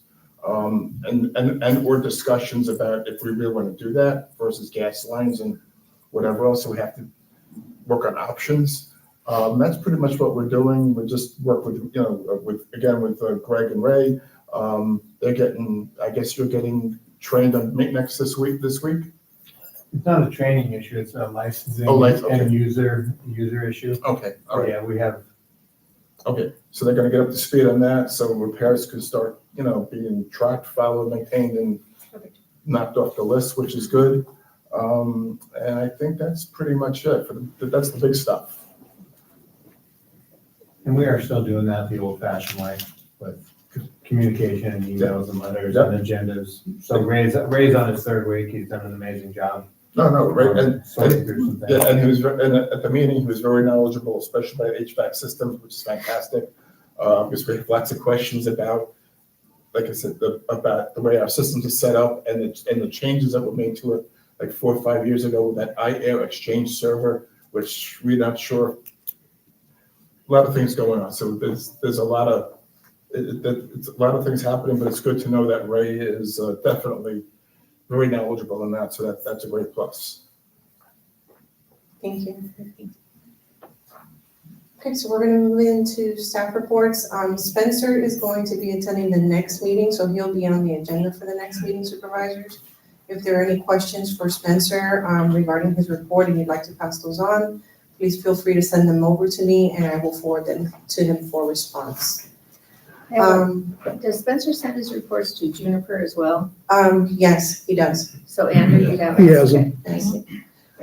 Supervisors, we do have under staff reports, Chico is here. He does need to return to Tampa. Okay, sure. So is it okay if we just move into the discussion? I know the board wanted Chico to be here today. Sure, absolutely. Who wants to lead this conversation? I'm happy to kick it off. First of all, listen, thank you very much, Chico, so much for coming. I appreciate it. Maybe just a 30-second preamble that the board last year had, earlier in the year, had set up like a 1-page, performance, expectations and expected results matrix with both the amenities management company and with Rosetta, and I think I emailed this to you last week. So we thought it would be a good time to ask you to come in and, maybe just talk about how we're doing here, and then if there are some other questions that people had. I think it's probably just generally good practice, right, to be sure everybody's on the same page. Absolutely, I wanted to make sure that, I thank you for extending the invitation, and, I came in sort of mid-year last year, and it is important for me as well that you guys, that we continue sort of bridging. I understand what your goals are as a board, so it is important for me to understand where you're at and how I can support both, Keith and your goals as well. So happy to be here and get that conversation happening. So yeah, absolutely. So just so I'm not doing all the talking, did anybody else want to have anything they wanted to sort of kick it off with? Well, the one thing, we had a conversation a couple of months ago with you and Luciano. The one thing that I found surprising after that lengthy conversation where I said that you spoke, you came here in May, never, spoke to all the board members, never heard from you again. That after our conversation, you came here, you met with Keith, but never bothered to talk to any of the board again. I mean, that shocked me. I mean, when I found out that nobody else was contacted when you were on property, or you even reached out by phone after that conversation. I'm not the only person, I don't run the show here. I'm one of 5. Jill's the liaison, and to now they reach out to her when you're on property. I found that, which is why I said, you know what, maybe they should come here and not get beaten over the coals, but I mean, we are paying for a service. Yeah. We expect things. You don't know if things are running right or wrong if you never ask anybody. I'm not reaching out on a weekly basis. This was, one time in 6 months. But you've got to do a better job of reaching out to the folks here to make sure everything's running right. We had a good conversation, I thought, but it just seemed to have dropped. Okay. And we just can't keep dropping things. Our last month, our other management company kept on dropping things, and when we dropped them. I'm not looking to do that. I'm looking for somebody to partner with us and work with us, and that means you have to either pick up the phone, reach out, especially to Jill, and to make sure things are on track.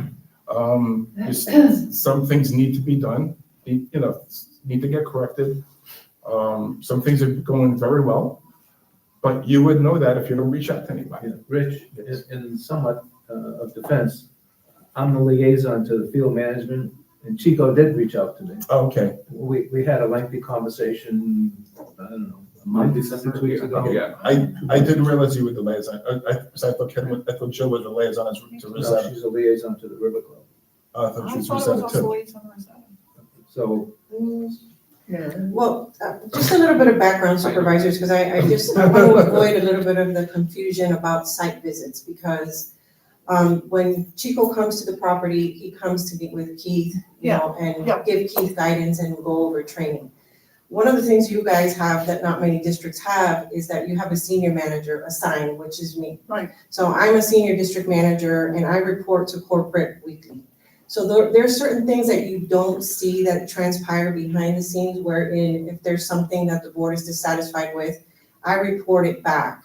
And Chico gets copies of those communications, and if I need to reach out to him, I reach out to him right away. He's always available to the board, but when he's here, his time is pretty much scheduled to be here with Keith during that time. If there's something specific, meaning that you're dissatisfied with, automatically I'll know about it and I will take it to where I need to take it. I don't want anybody here to feel as if those senior management is not aware of anything that's going on here, because that's not the case. So I do provide weekly reports to senior management on things that are happening. I can tell you that you are, 1 out of 14 districts that has a senior manager assigned. So I'm not saying that there shouldn't be that communication, but it's common with the site visits where, the field amenity manager comes in, meets with the amenity manager, and if there's anything that needs to be addressed, then he would directly reach out to some of the board members. I understand that, there might be some confusion about that, and maybe you felt that he should have reached out to you to speak with you, but I know he did speak with Ken. And whenever Jill's brought something to my attention, I automatically reach out to him and he reaches back out. So I think there's been a couple of things that we've discussed, such as the reporting, which I know Chico has addressed. But other than that, if there's something specific where there is something that you would like for me to report, I can report it right away. That's not an issue. I think there's something in particular I had wanted to ask about. It's sort of a Keith, Chico, you question. Thinking about when, I'm gonna use the speed bumps as an example, the speed bump situation where they went all the way across the road. I think Rick Shapaker originally did dealt with the vendor on that one. If I remember correctly, is that right? So Rick did. But we know that project didn't quite go the way it should have gone because we ended up with a speed bump all the way across the road, which, Well, that was a vendor error. it was a vendor error, but And he got it fixed. it did get fixed, but, yeah, but my question is, is that something that, Keith should be supervising, even though Rick organized it? Should we not have had to go through the whole brouhaha of having had it dug up? It's the vendor supervision question, I guess. I am not clear on when Rick is organizing something, whether it's paving, whether it's the speed bumps, anything else like that. Is that something, Keith and Chico are talking about? How is that getting managed? Because it seems like, it's an area where we probably can do a little bit better. Yeah, so Keith does oversee your vendors, but to the point where it's within his expertise. He's not an engineer, so No, I get it. He can't oversee a paving project. He can't tell you the quantities of asphalt, whether they were installed the right way. So there's some projects that Rick oversees that are not really under Keith's purview. Speed bumps that's nothing out of this world, but, there was a vendor error. Yes, it was corrected, but there are certain things that, Keith is limited when it comes to overseeing major projects. I'm just trying to understand the expectations. No, I think with children, you think that we would meet with the vendor in the morning before it gets started to make sure, or at least after the first one's done, review that, make sure that's acceptable, because you don't want somebody to replicate the same thing. Let's say the guy decided to put it in a pillow instead of a bump by mistake. There's nobody there watching. You do one, you check it, okay, yep, that's the way it looks, go ahead and do the rest. But we don't know, Rich, if the first ones were installed and then afterwards they made the error. So I don't really know that. I can't speak to that. But Keith cannot be with the vendor throughout the entirety of the install. I didn't So say that. sometimes things like this are gonna happen, unfortunately, but the vendor did have a plan that was provided by Rick on what needed to be done. And I'm not sure what took place on the day that the install took place, whether or not Keith went out there, whether he met with them or not. But overseeing vendors, yes, he should oversee the vendors when they are on site. But that is just limited to what he can do, not outside of, the normal scope. Yeah, I understand. I'm just trying to understand the process. I think Rich's point is a reasonable one, where a project was starting, and Yes. just to make sure that A, the vendor shows up, B, it's initiated the way it's expected to be. Absolutely. And then he leaves, and the vendor does the rest of the project. And then maybe at the end, he'll go around and say, okay, these are all the ones that were supposed to be done, and they got done. Sure. I don't think that's an unreasonable expectation. No, it's not. It's not. Yeah, it's not, 'cause it's the same, I understand that there are a lot of gray areas, but I think it's equally important that we try to avoid the board getting sucked into dealing with problems. I had no idea that speed bump thing had happened until actually Carol Thackeray emailed me and said, well, they go all the way across the road. I said, you're joking. So I think it was really not my intention to criticize anybody. It was just purely to understand the process of what. I had gone out there and, Yeah. and they were there. I said, do your thing, and came back. And I think that afternoon I called Rick and said, they went all the way across the street. And he went, no, they just went, the width of the stop sign. He goes, no, they didn't do that. And I went, well, I'm going to FaceTime with you. And I turned the phone. He goes, oh, SHIT. And they did. So.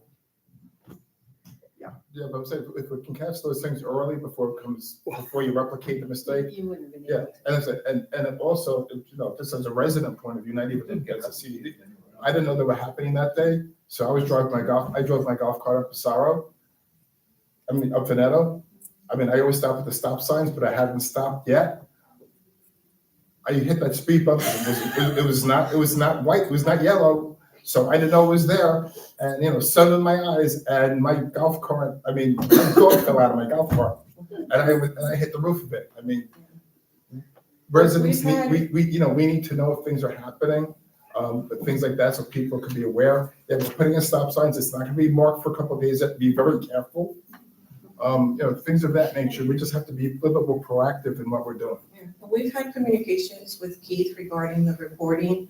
I think Chico can probably speak to the communication portion because, we should be alerting the residents when there are projects. That's normal, standard operating procedure. And getting back to Jill's question, so is Ken the liaison? Is Jill, who's responsible I am the for what? liaison to the field manager. So, Jill is ultimately the chair, so we work directly with Jill when it comes to everything else as it relates to contracts and whatever needs, to be signed and approved. Thank you, Belinda, but But also. it's mostly because a lot of the stuff, that Keith does falls under Ken as liaison. With the guardhouse. With the and ponds and the guardhouse, security. the ponds. Because I have a lot of interaction with Keith as well because of landscapes. But we haven't had a problem. I mean, we talk pretty frequently about what we need to do and blah, blah, blah. But, okay. Well, I think everybody would have interaction in their. Yeah, because I would help with questions on technical, yeah. And I think that speed hump at the end of Pizarro and Benito, isn't the plan for that to be removed? I thought that was the plan. I thought we were gonna push and put speed like pillows. That's, I put back on the agenda. Yeah. Yeah, the whole Item thing just E, died. because we've never finished that. Right. No, we conversation. didn't, But I think it hasn't been painted because it was gonna be removed. right.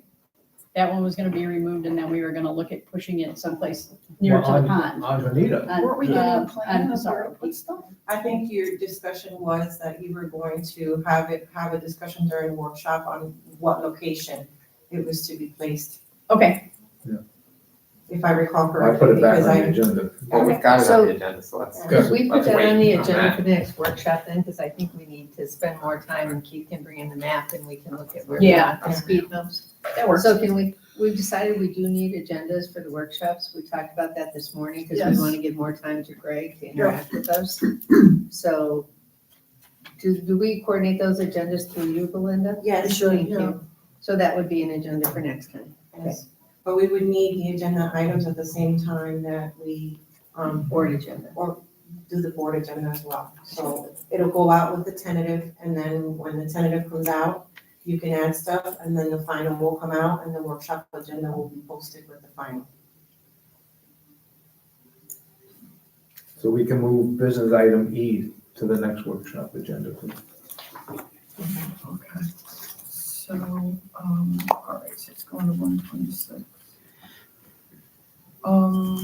Yeah, so So, are we done with I Chico? kind of said my piece, Yeah. yeah. Like, you have anything to say? Appreciate you Yeah, coming. no, I did want to say that, and thank you, Belinda, but I visit, Keith every couple of weeks and I can make sure to, reach out to you in case anybody, what, 5 minutes or so, happy to do so. Okay. I also, value sort of interaction and exchange, so happy to let you know in advance of my decision, so.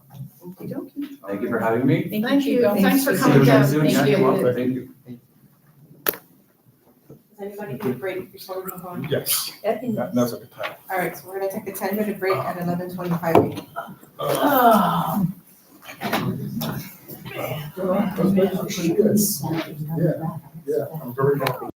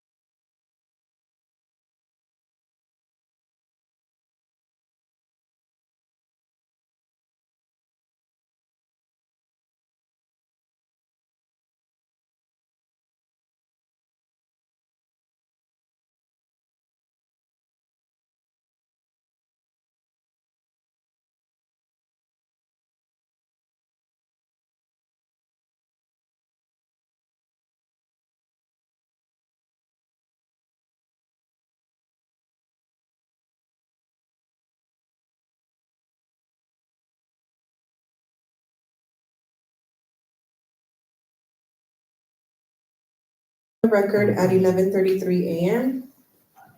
We're gonna move back into staff reports. Rick, good morning.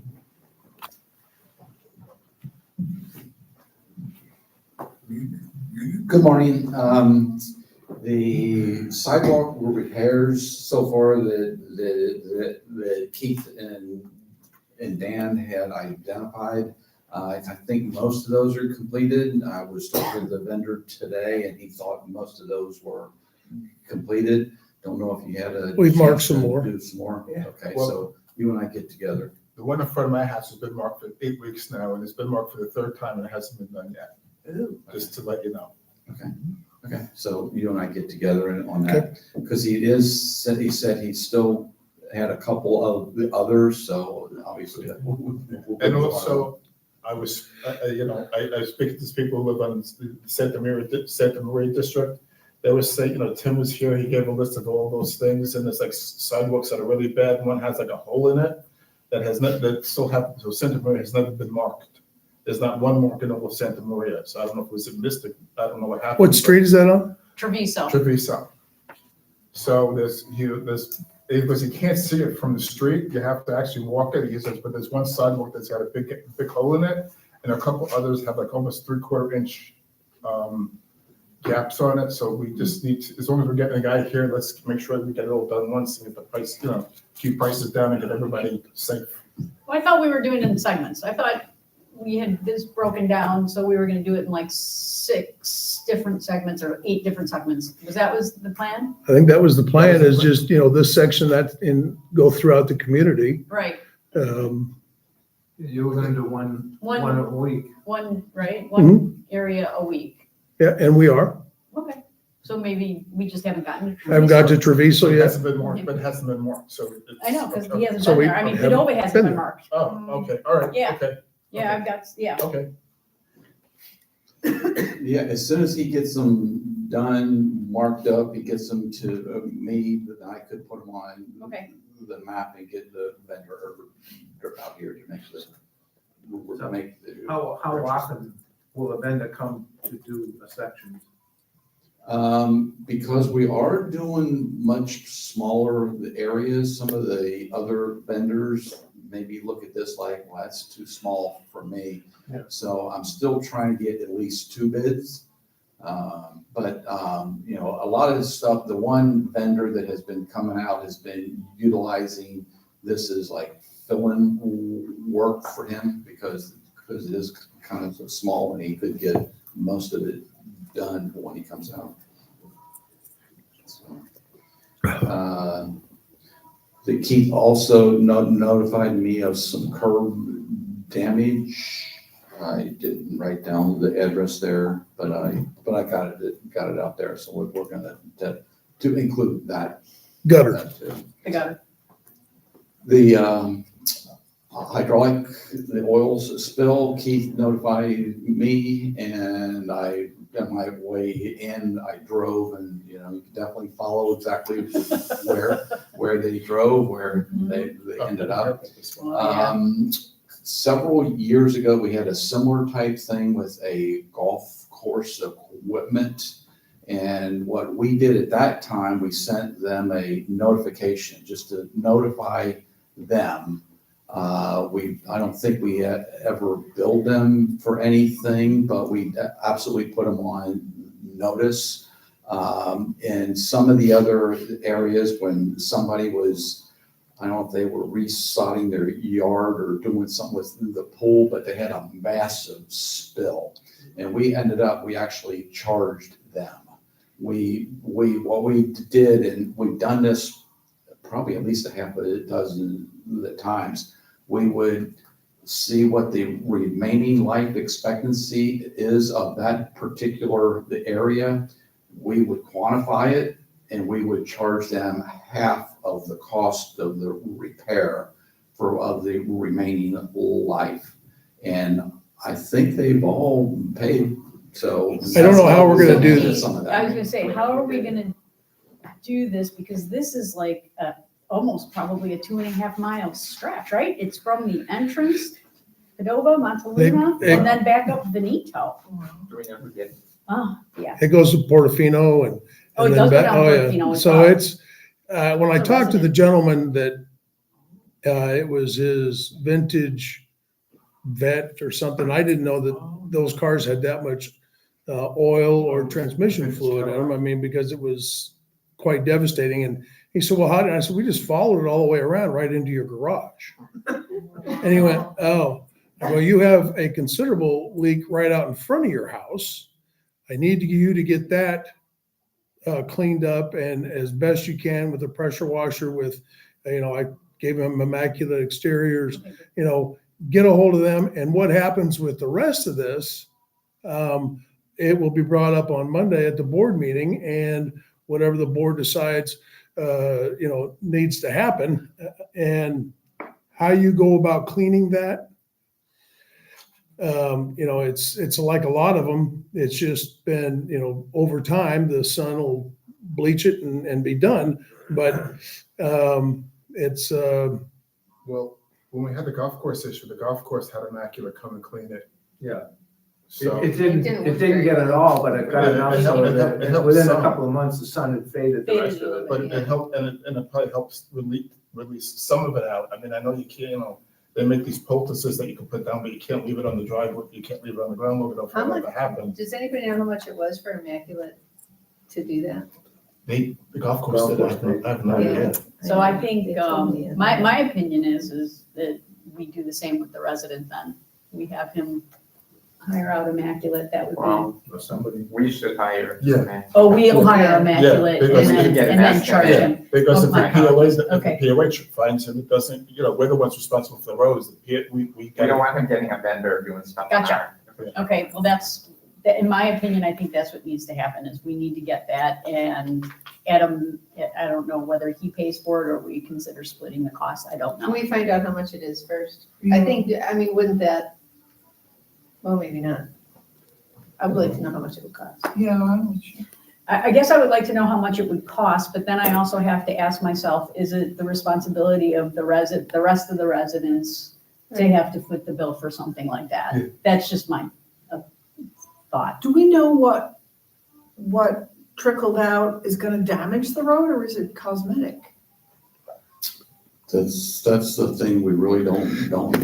that thin a line, I can't think that it's gonna damage Because here's the thing, there's drips and drabs and All over spots the place. everywhere. I mean, so does that mean then, if it happens in front of my house or your house, but the ones that we've charged people with have been massive Yeah. spills. Not this kind of a line. Not this, half inch, trail all the way through the community. So maybe he has Yeah. to fix the spot in front of his house. Yes, which he And then said he maybe would we get a hold Put him of. on notice that first time's free.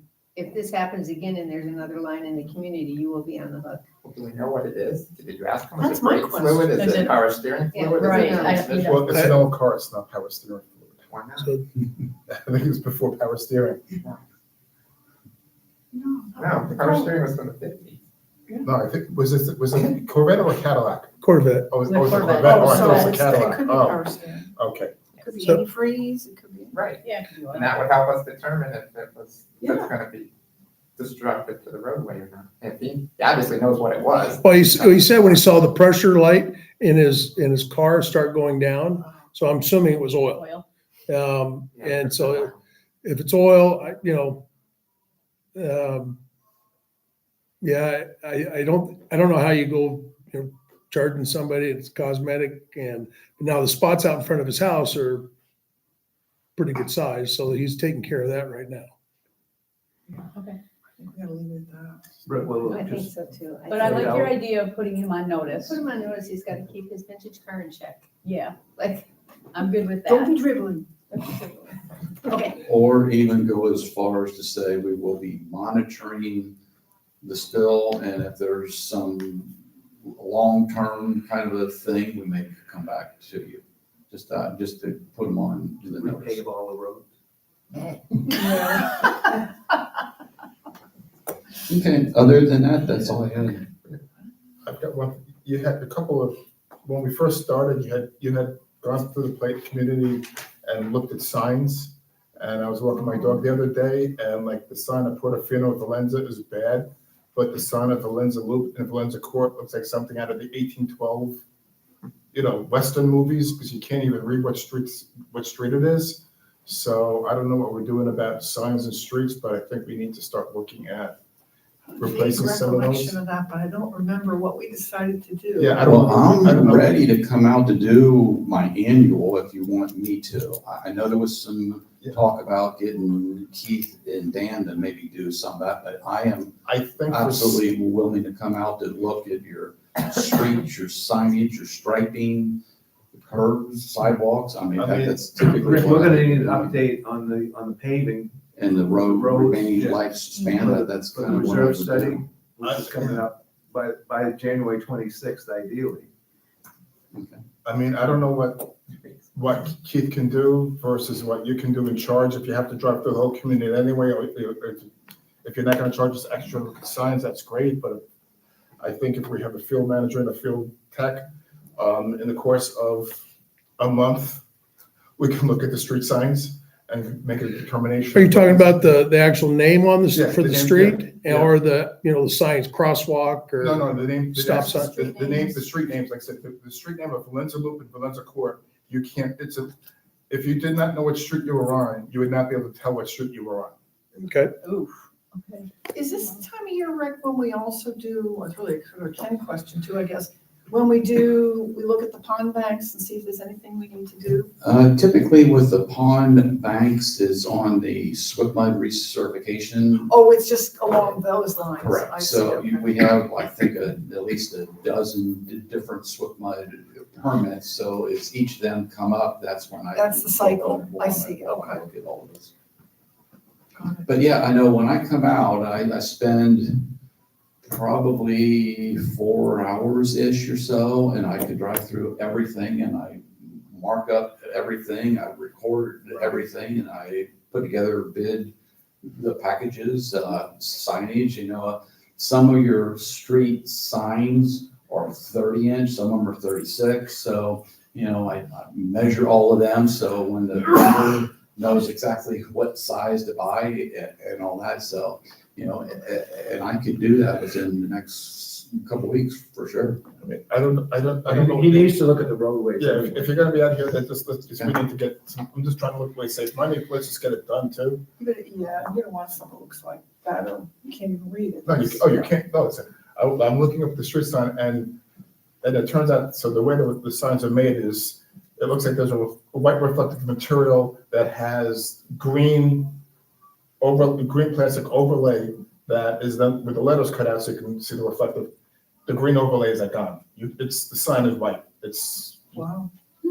You could barely make out the edges of what street it was on. That's how bad. I'll get with the company that had, makes our street signs and the poles and our mailboxes. That all comes out of lichens, right? They are the ones that have replaced those in the past when poles have been knocked down or destroyed. And the other thing that I do is I look at your reflectivity of your stop signs, your speed limit signs, all of those. So what I could do is I could do that. I'll get with Keith, and if you've got the vendor, then we don't even have to bid it out. We'll work through the vendor then. Perfect. Okay. All righty. Good. Thank you. Anything else for Rick? Andy, did you have anything to report?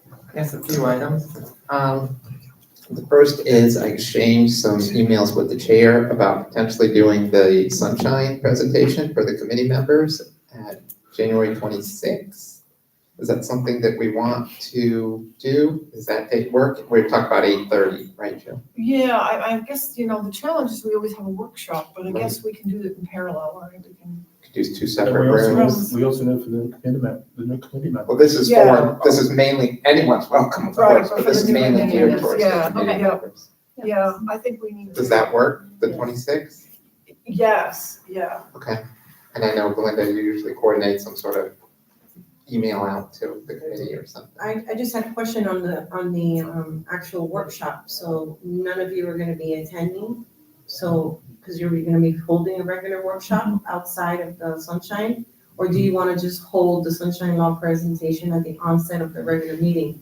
so that you don't miss it as well. Or we could do another date. No, I'm willing to accommodate whatever you want. This last year, it was, the workshop was being held during the meeting, but only for the, none of the board attended. Or 2 years ago, whenever I was on the If facility. you want to, I guess that's the question. Do you want to, or do you want to do it on a different date? I mean, I'm glad to do it whenever works for the board. I mean, I had just mentioned it to Andy because we've always done it, but what do you all think? Is it an hour, Andy? Yeah, usually an hour or less. I don't charge you for it, so. Well, that makes all the difference. Just kidding. So don't make it 3 hours, but. We're talking about the 26th. So there'd be So two we've got- parallel meetings. We'd be doing our workshop thing, and then there would be a sunshine. And then maybe I did the sunshine in the other room if that's what you want to do it. Oh, no, that's fine. I mean, Or I I think do it we in need to- February, We do and need to. everybody can come. I mean, whatever Or we do works it in for you. February at the beginning of our meeting, but I don't know when Brian's coming back either. I think we can just get it done myself. I think I'm okay with that too. I mean, we just had our ethics training. We've been sunshine. Yeah, we're sunshine. You have. So I need to get with the River Club so that they have both rooms set up for the board meeting and in there for, Yeah. So it'll be the board workshop at 8:30 and then And the sunshine sunshine at workshop 8:30. for committee members. And then if you could, Belinda and Keith, however you do it, just blast the committee members so they know that we're Yeah, having. I mean, and I'm gonna email my committee members and just say, it's happening. Yeah, I'm gonna do the same. Whether you've attended it or not, it's a good idea to attend it. I'm gonna. We should encourage all them do that to for our go. committees. Yes. Does it make sense to do it the first 45 minutes or so of the meeting, so everybody can be there? Instead of. We've all sunshined a concurrent? lot. Okay. Mhm. Dave Sunshine now. We do 4 hours of ethics training. What? Okay, I got it. Okay, Thank you. good, all right. Update on a couple of other items. A couple meetings ago, we finalized the insurance with regards to the River Club. I've still been following up with Aegis and Hampton to see if there was any overlap there, like we talked about. We may be able to pare back some of the Aegis insurance or something along those lines. I reached out again. I did get an email from Silva at Hampton this morning with their policies. You were copied on it, Madam Chair. So with that, just waiting for Aegis to compare it. For instance, if we both have liquor liability insurance in the exact same amount, perhaps we can experience some Right. savings somehow. So I'm still trying to close the loop on that. Yep.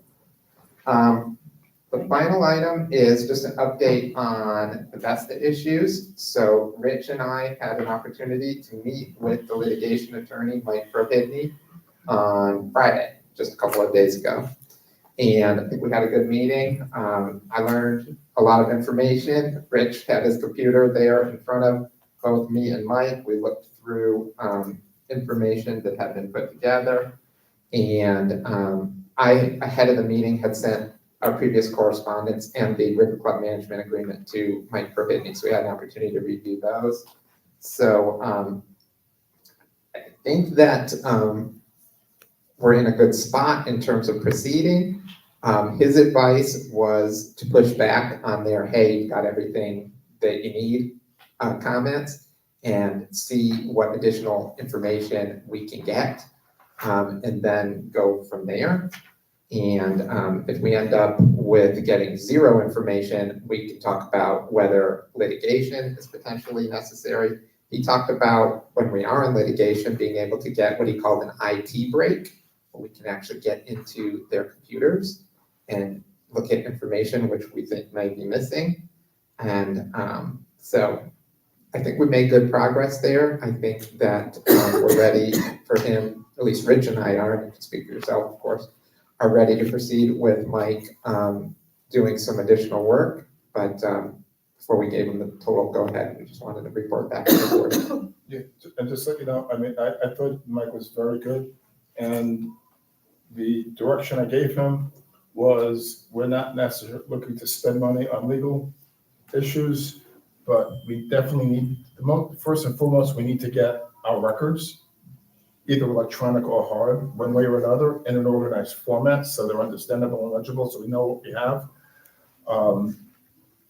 And that was the key thing. Then we can then determine, once we have that, what the potential other issues are.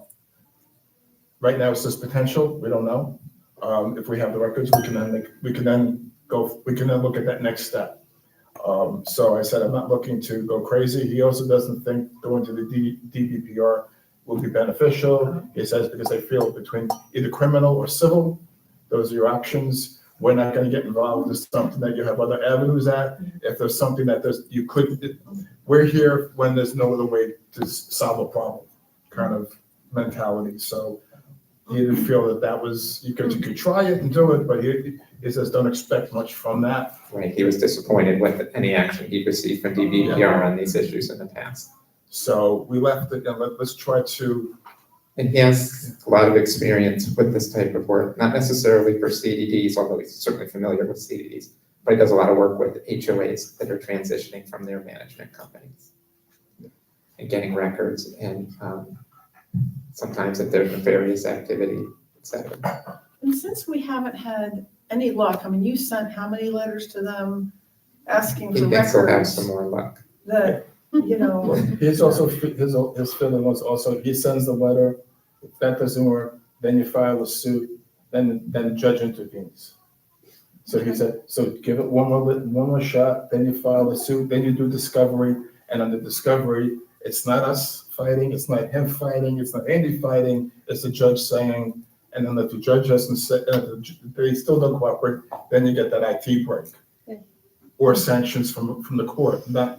So we're not spending hundreds of thousands of dollars litigating, let the judge do it.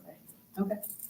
Yeah. So we're full speed ahead, assuming there's no objections from anybody, and I'll let Mike know that. Okay. And, And I will get Mike that additional information, because I was holding off just to make sure that was the direction we were going. have you, Rich, have you looked at all at this, oh God, is it Vital Records? That's the. I haven't gone down there at all. No, because that was the other thing, we decided we're not going to. Okay, sorry, okay. And we really haven't discussed that with Mike per se, but we kind of said we're keeping our hands off of it. I have not been down there. I don't know what's there. I have not been back to the storage locker. He also was very, very, very upset that our records were just thrown into a public storage locker in with other records and Christmas decorations and God knows what else. and no, and he also goes no roadmap. Yeah, and he also said there's the, potentially negligence management issue on Vesta's part as well, on several fronts. No kidding. Okay. Absolutely. Great. All right, that's all I got, Great. but I'm glad to answer any questions. Okay, thank you. Greg, did you have anything to report? Before we, One more thing. just on those records that are in that locker. I mean, I know we have people from the River Club constantly going into that storage facility. Do we stop it? Do we move? What do we do? I'm leaving that up to you. I'll talk to Mike about it. Okay. Great, thank you. Perfect. Shouldn't somebody look at Vital Records to see what's there?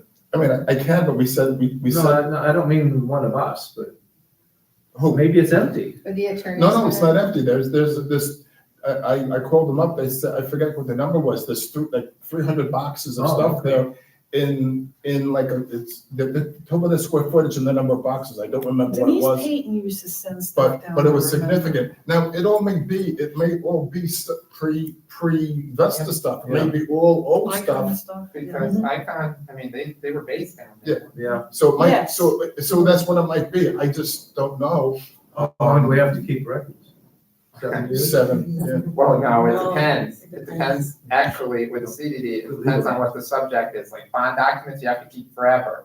There's a whole list from the state of Florida, and it depends on what category it fits in as to how long you have to keep it. So I don't know what's there. I just know it is there. I'll let the attorney direct. And we're paying for it to be there. Well, I'm just thinking if it's pre-Vesta stuff, we could go in and clean it out. And I'm not so We'll worried say about, what we have to say. and like I said, I'm not so worried about that. I'm worried about the stuff that is in the storage locker that Hampton employees are constantly in and out of. That's my. And I'm not saying that they don't, That's- and I'm not saying that they're touching it or even doing anything with it. It just should be in a protective place, not in a public storage locker. I'll confirm that.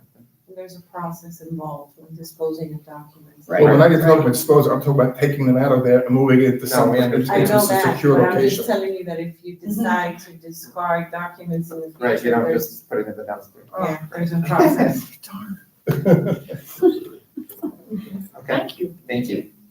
Yes, I'm willing to go down to, if Mike says it's okay, I'm willing to go down, take a look. I would have to call them. Just have it transferred up here. No, you don't, there's, We'll figure it out. who's gonna You'll pay? figure it out. You bring them up here. It's gonna cost us money. Securely, and then you don't even know, then you gotta put them someplace again. Yeah, true. So we're past the 2-hour mark, supervisors, and we still have, a few items to cover unless there's some items that are gonna be moved. I think the rules are gonna be very quick. Okay, but, I know that you had a workshop with Greg. I don't know if you have anything else to add. I can just make it short and sweet, just really the past, the present, the future. I've been working hard on staffing and onboarding and training, SOPs with charging and really steps of service and everything else with the staff. I did just uncover a tab in our budget for aquatics. Yeah. There is one person budgeted 5 days a week, 6 hours a day Perfect. for a pool monitor. Perfect. And I'll take on that as my shortcoming. I didn't see that loan position on the aquatics tab. 5 days a week, I'm assuming Wednesday through Sunday. Probably, yes, Okay. yes. And the last couple of weeks, we've been working hard with Carol and Jessica and everybody from the accounting and payroll department, and Ken and some finance committee. Dave has been a very big help. Trying to align charts, GL accounts, to make sure that we can do as much apple-to-apple comparison with historical data and moving forward. And just coding different things differently so they roll up, and if they're larger account amount items, they don't roll up into one amount, so you don't get to see what the different chart of accounts are. Right. So I haven't had a chance to really dig in. I looked at it a little bit. The preliminary modification to the financial reports, she's got done for, I think, October and November. Yeah, and I responded, I sent her. I saw you respond. So that's good. So we're within probably 24 or 48 hours of you guys really be able to look into financial data and reports that will be more consistent and in line with what you're used to seeing. And then it's kind of a blend between what Hampton typically does and what was done here in the past. Just one question. Vesta started giving us the rolling 12 reports. Does your system allow for something like that? They're there. I didn't see it. Okay, I must have missed the meeting. Not only will she do that, but she's also going to format all the reports that she sends to everybody in both the PDF and Excel format. Yes. So you can manipulate and adjust. But even doing that, it's going to look differently because the contractors that we pay for to format the financial statements that you get are clean, neat, trimmed, easy to read. But when you transfer it into an Excel statement, it's going to be a little bit more convoluted looking, but it will allow adjustments and changes. Okay, great. Thank you. And then the last thing, just digging in hard with Ray's in his third week, and we have got a plethora of projects, equipment that needs to either be repaired or replaced. To Nancy's point, he did go out and inspect the pool furniture. He only saw a couple of chairs, so perhaps Nancy, you could coordinate with Ray. He saw a couple of small things, lighting issues. There are men's and women's locker room paint nicked, chipped. There's just a lot of equipment issues that we're working through and getting on a punch list. So between him and Michael Fisher, who is the other facilities maintenance guy who focuses with Matt in the morning, basically 4 hours a day on the tennis side, to create walkthrough punch lists on a weekly schedule. So different things are getting checked off different days of the week. So I have a super quick, and I meant to bring it up, but we ran out of time this morning. We've talked around the issue of, does it make sense to offer lunch inside the dining room? You know, Wednesday, Thursday, Friday, Saturday. Obviously we can't necessarily answer that now, but is that something you think you'll be tracking over time just to see, you know, if the lion's share of lunch is outside? Because I think ultimately I imagine that plays into the staffing. the lion's share of lunch, you mean at the tiki bar? In other words, the lion's share of snacks? lunch that's sold, I imagine, is sold outside and not inside. I'm not sure what you mean. She's sold asking the outside? question, how much is inside, how much is outside, basically? Minimal and minimal. And it's a losing operation. It's an amenity on both sides of the Yeah. coin. Lunch is Yeah. a losing amenity. Yeah, no, but I guess my question is, does it make sense to offer lunch physically inside? I mean, Well, not financially, but as an amenity, yes. So no to the, is it profitable? No, but it's a nice amenity for a lot of people. I wouldn't say a lot of people, a handful of people. But the way it is now, in my opinion, is not how it's gonna be in 6 months from now or a year from now. fair enough. We've got a hard learning curve to overcome and just,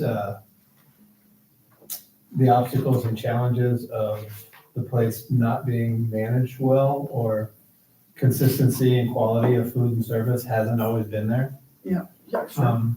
So I think that we will see but even with an increased amount of revenue and participation in 6 months or 12 months, we'll still be upside down and it'll be an amenity. Yeah, no, I'm sure it will be. I was just curious if there was any thoughts on. Well, I think your Wednesday through Sunday schedule is good. We've had much better turnout and overall volume and feedback on the buffets on Sunday brunch. Yeah. But I do think because, well, of what happens at night and the prep time, especially when we're dark on Mondays and Tuesdays, when you might as well have Wednesday lunch. It's not something that makes us super busy. And there are enough club or member related and associated events that there's always a lunch in here or something in this room. People playing cards that want to eat afterwards. It's not a heavy burden, the lunch service. Okay, fair enough. That's helpful. Thanks. Any other questions for Craig? I have one quick one, and we can address it next workshop, but I would like to know what's going on with the AR aging. Since I had to help clean that up last time, because some of it looks really old on the customer side. Some of the what? AR aging. So the receivables Yeah. from members, there's stuff again that's a lot, like 140,000 over 90 days.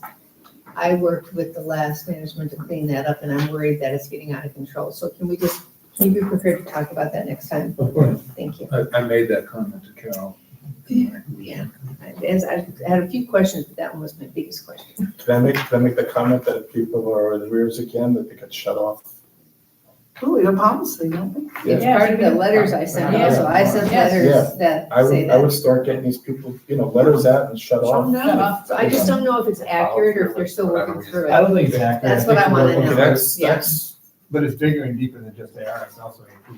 Yeah, I saw AP too. And some of the AP are vendors that just either are billing us when we don't even know if they're actually serving I us. saw that it was Vesta, and I'm sure you don't know what it is. We don't know. Yeah, that's. But there is research being done on both sides of the AP and AR coin, Okay, thank you. including one was the mosquito misters that the thought process was they're being paid and the last payment that they received from Venetian River Club, I think was in July. Do you remember that exactly? I think it was July. July or something like that. July It of was a while ago. 25. Great. Yeah. Awesome. But they still service the account, not every month. Yeah. But sporadically over the last 6 months.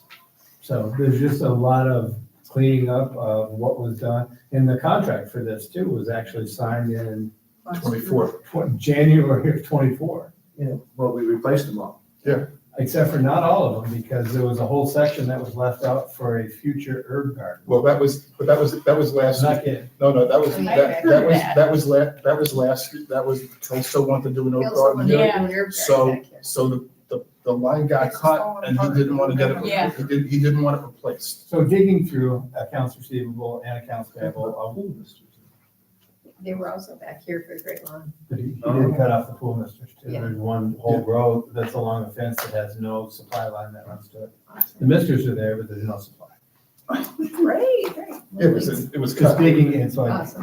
I know it was cut by the fence over here for sure. And I don't know if any other place was, that happened to. It was so- damaged. that's there. it. Okay, next time, thank you.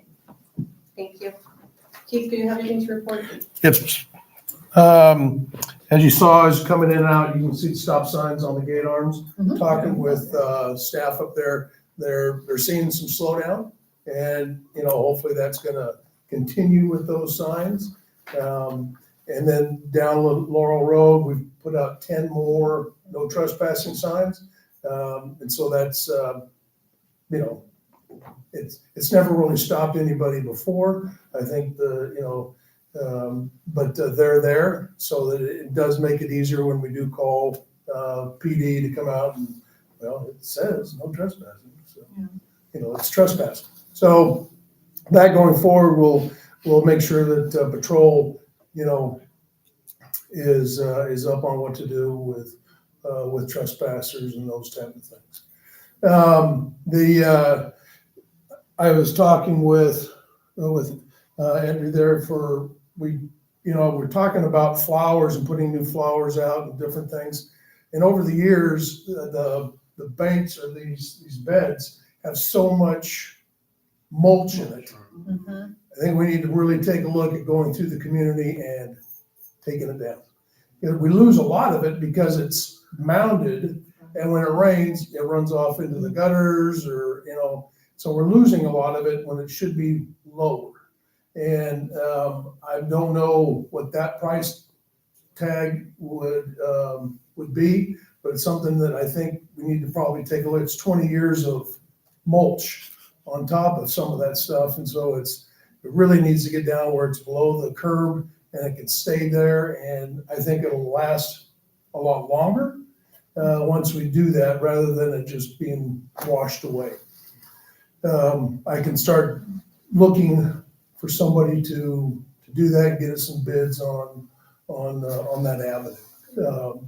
But we also talking with getting a soil sample for the plant beds out front. And we put in flowers all the way down here, and sometimes they last a long time, sometimes they don't. I think we need to look at what's going on with our soil. It's old. And so just to see what kind of nutrients we need to put into it so that the flowers going forward, or the plants going forward in these beds, have they have a chance because the soil's good. Not the way it is right now. We're working on the irrigation as we speak. They're putting in the conduit out on Medici to go and take care of that berm out there that so desperately needs that. So that's going in as we speak.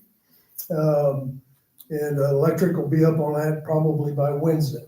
And so we'll get back with Juniper and make sure the water and all that is back up on the berm. And we have some grass that needs to go in. And so we didn't want to do that before the irrigation. And of course, the replacement of all those dead plants out there they're replacing over 230 plants. All right. And so that's going to be a huge help for us right there, getting that irrigation back up and going. We had this morning when I came in, I saw a green line on the corner of Pissarro. And so I had Dan go take a look at it. I was getting prepared here, and it's spray dye from the golf course that's got it on the road. And so I said, go check with their maintenance guy, and let's see if we can get that cleaned up and picked up. It's quite noticeable.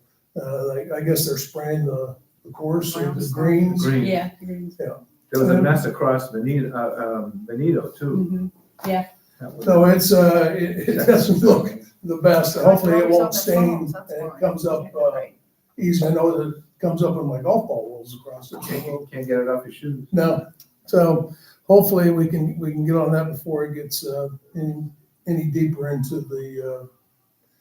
Talked with Jay about fence on Laurel Road, and he was whatever it takes. Awesome. He is writing us a check? Yeah. Should I call him? But he was, he said, yeah, that sounds like a great idea. It's your property. You can do what you want. I said, well, we just want to make sure that, you're okay with it, because it is going to run down the side of the golf course. So that you're okay with it. And so there are a few other things that we need to check with that to make sure that where that 500-foot cup stops and then the 25-foot gap. We were out there that day, and that clandestine portion they say it has to be completely open. Well, animals can run right through there. It's not, I don't, if we're gonna have a wide open, 25 foot, it has to be wide open. I got And a it question doesn't about make sense to that, have- because I got the impression that the only reason we need to have that is if it was actually a wildlife corridor. Not necessarily, we just gotta have it every 500 feet. So there are certain areas within the state that have these areas that are considered wildlife corridors, and you need to leave them open and spaced. I would like to know if any of our property is that, considered that wildlife corridor, Well, I'm just and going that would off. prevent us from putting know, up that fence. I agree, and I think that if we're gonna do the fence, then the fence person is gonna know that, Yes. right? So I think that if we do that and say, the fence person, let's evaluate that, just get back to us on what the parameters are and the Well, the requirements. city gentleman that I talked to, gentleman from the city, he didn't think, he wasn't gonna have us do a new PUD because Right. we already have a fence on On property. property. So he was just telling that there is a new, laws, that we have to have that opening. Now, whether or not it has to be, we're not a preserve, well, this is a preserve. We got animals running through here all the There's no time. breaks on the other side. But I can It's see it new, if it's 'cause that was like an put in official 20 years ago. sanctioned wildlife corridor. But you know what, Keith, can I work with you on Yeah, this one? Do you mind? I would really like to understand where the individual from the How city's come other coming from. developers don't have that? Exactly. That's my I was point. just Exactly saying, right. Yeah. Our area is in a development, and they have a long Yeah, stretch of very fencing long. and whatnot. And so does Palencia across the street. So, yeah, so I So, think, would you mind? No. Okay, perfect. all of that- Thank you. Yeah, Cindy, I think you should also check with Rick, because if there's something listed on the permit, Yeah, he'll okay. probably have that record and he'll be able to look it up as well. Okay, great. Thank And you. the fence is still on the agenda Yeah. for later. well, we just talked it. Yeah, but we haven't approved it. I'm just saying, the fence proposal is on the Oh, agenda. I think we need to know what we're doing first. Yeah. Well, when we get there though, I just had one thing on the fence thing I wanted to add.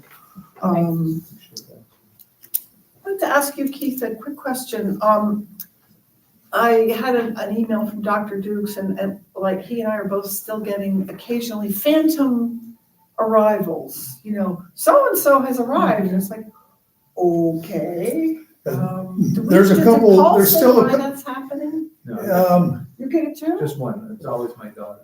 And there's a couple glitches in it, in that it's calming down, it's not as much as it Okay. was. Okay. The other one is that, when we put in a visitor pass and we put an end date on it, like 2 weeks, they can only be, Right. once that expires, it expires like everything. And so it was like, yeah, we know about it, we're trying to fix it, and why it's happening that way, we don't know. So we're working on it, and that's what I've been getting the last couple times with that, is it happens with that, more people are coming, hey, and that's the first thing I look at to see if they had a guest pass and it expired.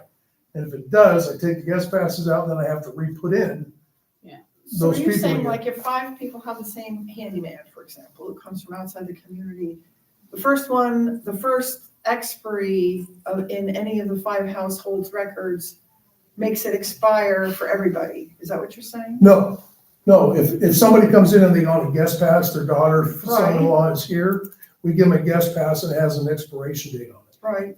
That's in the system that expired. When that expires, it expires mom and dad's passes as well. It's a different issue than what you're I talking got about. it, okay. Different, and what's happening there, if there's somebody like Dave comes in here, okay, he's got multiple homes.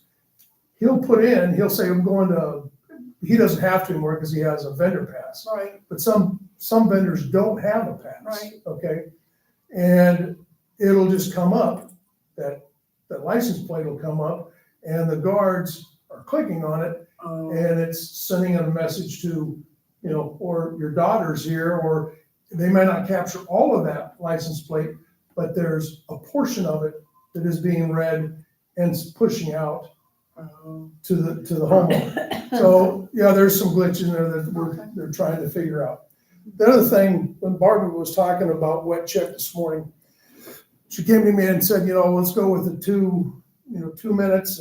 And I feel like it's plenty of time, but as I told her, that's not a decision I can make. that's a board decision that you all need to decide what, what is a long enough period of time so that when I do put in the schedule, I'm not gonna change the schedule, but that, add to it that, wet checks, because it really, right now, the schedule doesn't say, it says when wet checks are, but it really doesn't say you only really need 2 minutes per zone. And then if you exceed that, you could be fined, right? So I need to get direction from you all if you think 2 minutes is not enough, it's enough time. It's not enough time. It's not, 'cause I can't go to the back of my house and come back in Well, 2 minutes. I mean, there are times, I do it and I'll have, my front of my house, there'll be 3 different zones that I have to play with. By the time I go turn it on and get all 3 coordinated, all 3 set up, I'm not saying it's gonna be 20 minutes, but 5 minutes a zone. Because if you're gonna actually sit and do, if you're just gonna turn around and look and say, yep, it's not working, I'm gonna call my guy, 2 minutes is enough. If you're gonna turn it on and actually do something yourself, you can't do it in 2 minutes. I think the bigger issue is the fact that our wet check window is, let's say, from, 10 to 4? This time of year, it's 10 to 5. 10 to 5.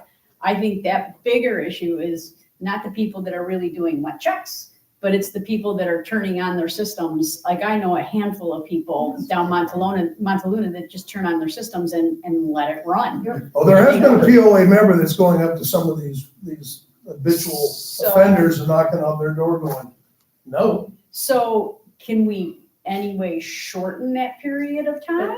I think it was long, correct me if I'm wrong, I think it's long for the landscapers. Landscapers? Because that's kinda what I depending upon thought. when they're at your house, if they've gotta do a wet check. Okay. Yeah, but I got to I everybody's just, house. I don't know how we're gonna enforce the 2-minute rule, the 5-minute rule, or whatever the rule we decide. How do we enforce that? Is somebody just gonna stand outside somebody's house and go, well, you've been running it for 3 minutes and That's what 45 I just seconds said, who's now? gonna watch this? Well, Yeah, it's, you can drive by and see how much water, So, if there's puddles in front of somebody's house on a Monday, they're running for more than I'm 5 sorry. minutes.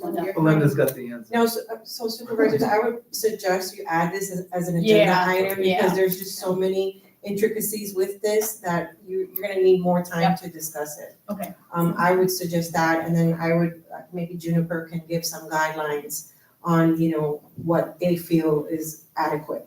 I'm not sure. What do other communities do? We don't really have the limitations that you have here at other districts that we manage. So this is a unique situation, because we have a huge district in Fort Myers. They have pump stations, everything, but not the same type of restrictions and limitations that you have. So it's very different. But if you guys are inclined, I can add this to the agenda for the next Sure, meeting so please that do. you can hold a discussion, and maybe Keith, you can get the ball rolling with, asking the right questions of Juniper, and maybe have a discussion with Spencer as well, because maybe Spencer can provide you with some guidance. Okay. Since he's held both hats, he's worked for landscaping companies, and at the same time, he has a lot of knowledge. I've got one question for you, Keith. Yes, ma'am. Actually, it's more of a favor than anything else. There's a dead palm tree at the entrance. Can we have that yanked? It's along the golf course side. Yeah. It's the one that was on the report, right? Yes. That was It on was the on the- report. Okay. Thank you. Okay.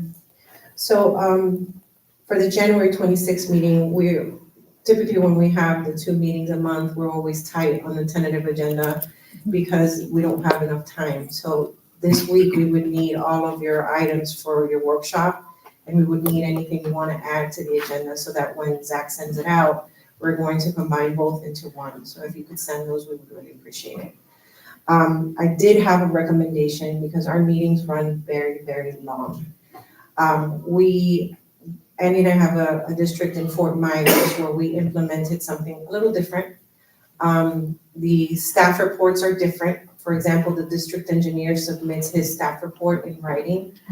Prior to the meeting, it's submitted to the board, and then if the board has any questions at that time, you ask questions, or if there's anything else to add, but it really does reduce your meeting time. I would suggest that overall. I'm willing to send the board a summary myself. Keith can submit one, Greg can submit one, and if you have questions at the meeting, it'll lessen the time that we're sitting here discussing items. I think I think your meetings are running 3-4 hours. And I think last year the goal was to kind of have the second meeting just be a workshop. I don't know if the board is inclined to this. I mean, I can send a communication to staff and say, hey guys, this is what we're doing per the board. We want your reports by this date. We'll just send one email to the entire board with all of the reports, and then you have everything in advance of the meeting. I think that's an Yeah. excellent idea. Great idea. And I love it. really has worked for us. I mean, this one district, the district engineer report will go on and on and on Yeah, and on and on. he's a great guy, but he loves Tom. Yeah, so it really has cut a lot of time. The board members come to the table, we meet, and then, they already have his report in advance, and if they have a question, they ask it. If they have anything to add, it's added. Is it put in the record then? Is that- We can put it in the record. Well, this particular district, we put it in the agenda packet. Oh, Because we perfect. can also say, okay, give it to us in advance, That or we'll way, put it in the anyone agenda who orders packet. the packet can see it Got also. it, understood. Excellent. Yeah, makes sense to me. It was getting here and hearing stuff in the morning and, not having any information and then trying to make these the financial decisions based on the piece of paper you just received. Yeah. It's a lot easier when it's in the agenda packet, you have it in advance, and then, you just, if something new comes up from the time that you get the agenda to the meeting, you can ask it at the meeting. This way, you're not sitting Yeah, here. makes Because technically, you're sitting here from 8:30 onward. Right. So this will cut a lot of your meeting time. Works for me. I have another Happy with question, because we added committee reports to this, when in fact we get the minutes, and as Oh. liaisons, we can talk about anything big that is going on that needs attention. Do we want to continue to have the committee's report? Well, if they put it in writing, which is something that is great, I can put it in the meeting summary. I think it's better that way, but if you want someone in person, it's really your I would choice. prefer a synopsis to the minutes, like, just like 5 or 6 main bullet points in writing, what's happening. And I'd be good with that, and then we wouldn't have to do the committee. In writing? Yeah, in writing. So Same if for committees. the liaisons could Yeah. speak to your committees, Yep. when it's time to report, we would just add a tab here under committee reports, social and dining, and for example, whatever Darlene just read would be attached to the agenda. Yeah, that's perfect. So what exactly were we looking for? So we wouldn't ask them to actually do their 5-minute conversation on updates, we would just get the highlights. Kind of In report writing. submitted that Yeah. that Belinda team. Just like a Cliff Notes version of the meeting minutes, because the meeting minutes sometimes are just way too extensive to get through. And then And what, in some cases, way too short. and then what I would do is with the meeting summary, if I have the committee reports, thank you so much. If I have the committee reports, I can just incorporate that into the meeting summary like I did last And time. when would you need them in advance of the meeting? Well, the agenda goes out, we try for 8 days, but when we have too tight of a schedule in between both meetings, 7 days is the So max. my facilities meeting meets, it met on Tuesday last week, so we would not be able to get minutes in. Not this agenda, but you can probably make the second meeting Oh, agenda. okay, So I Alright. think you would have to look Yeah. at your committee meeting dates just to make sure that you meet either. got it. Oh, Right, okay. so I wouldn't do RSACs. So I would be the second, Today, I would be the second meeting, so the first Yeah, meeting. and I would be the second with Racket. Fine. Yeah. That Well, works. if we're gonna do it right, why not just have them all the same meeting? Once a month. Once a month. You Right, can, the second meeting. Second It meeting? would be easier just to say, everybody report at the second meeting, 5 or 6 bullet points. Yes, What are your major issues? yes. I'm good with that. Second meeting. What do you want to communicate to the board? so on the financial statements, I'm not sure what the timeline is, if there's an expectation. Vanessa did reach out because she's fallen behind schedule. We still don't have October, November. We'll eventually need some sort of a timeline because she's gonna have to rearrange her whole schedule to try to get these statements out as soon as we receive the finals.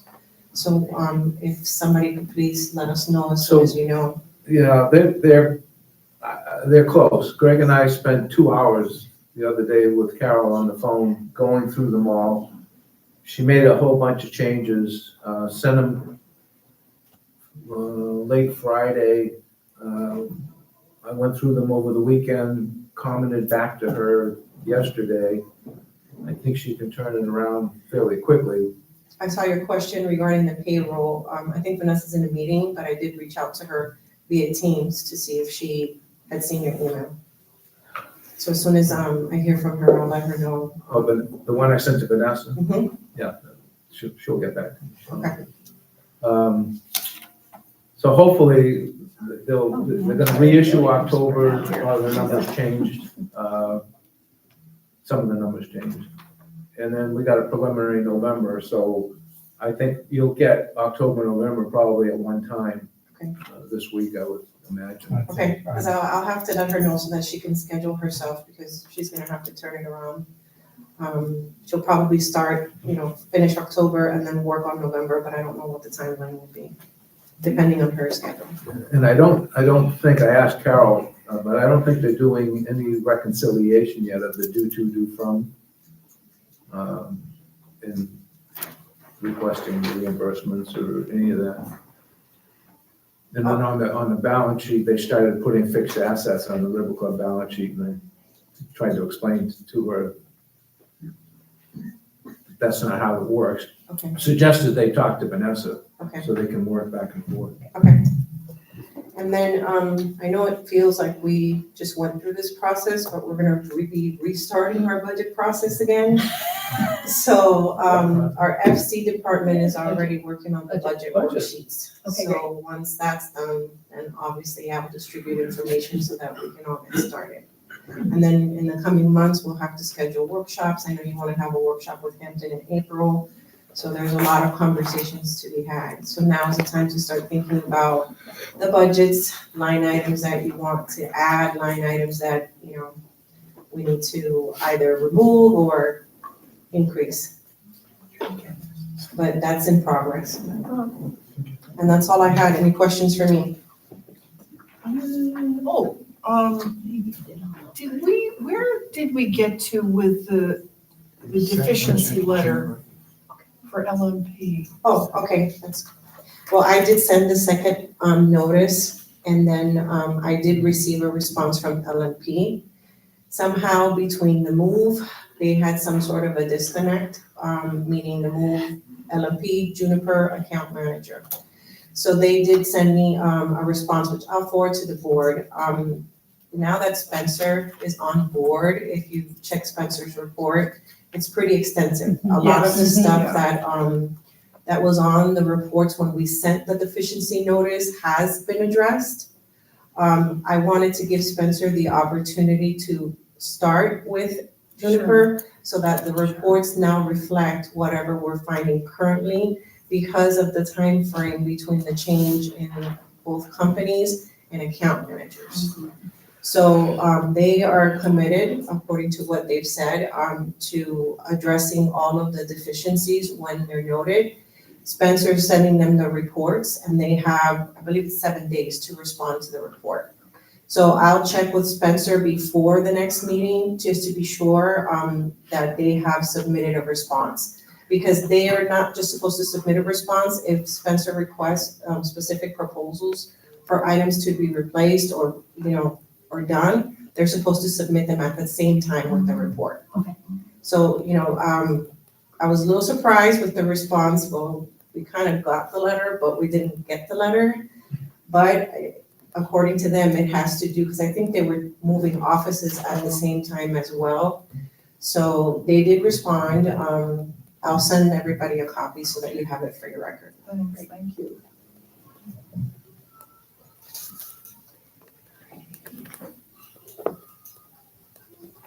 And that's all I had. Any other questions?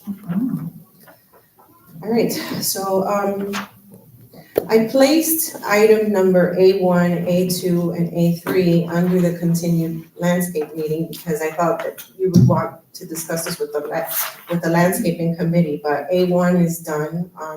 The meeting has been adjourned, the joint meeting, so are we going to cover A2, which is the discussion regarding the fence estimates for Laurel Road? I think we can defer, given that Cindy and Keith are gonna Yeah. work on it. Okay, So Can we I can just- defer and, go ahead. I just wanted to add one thing on that. I think we all got the letter from Tracy Greco.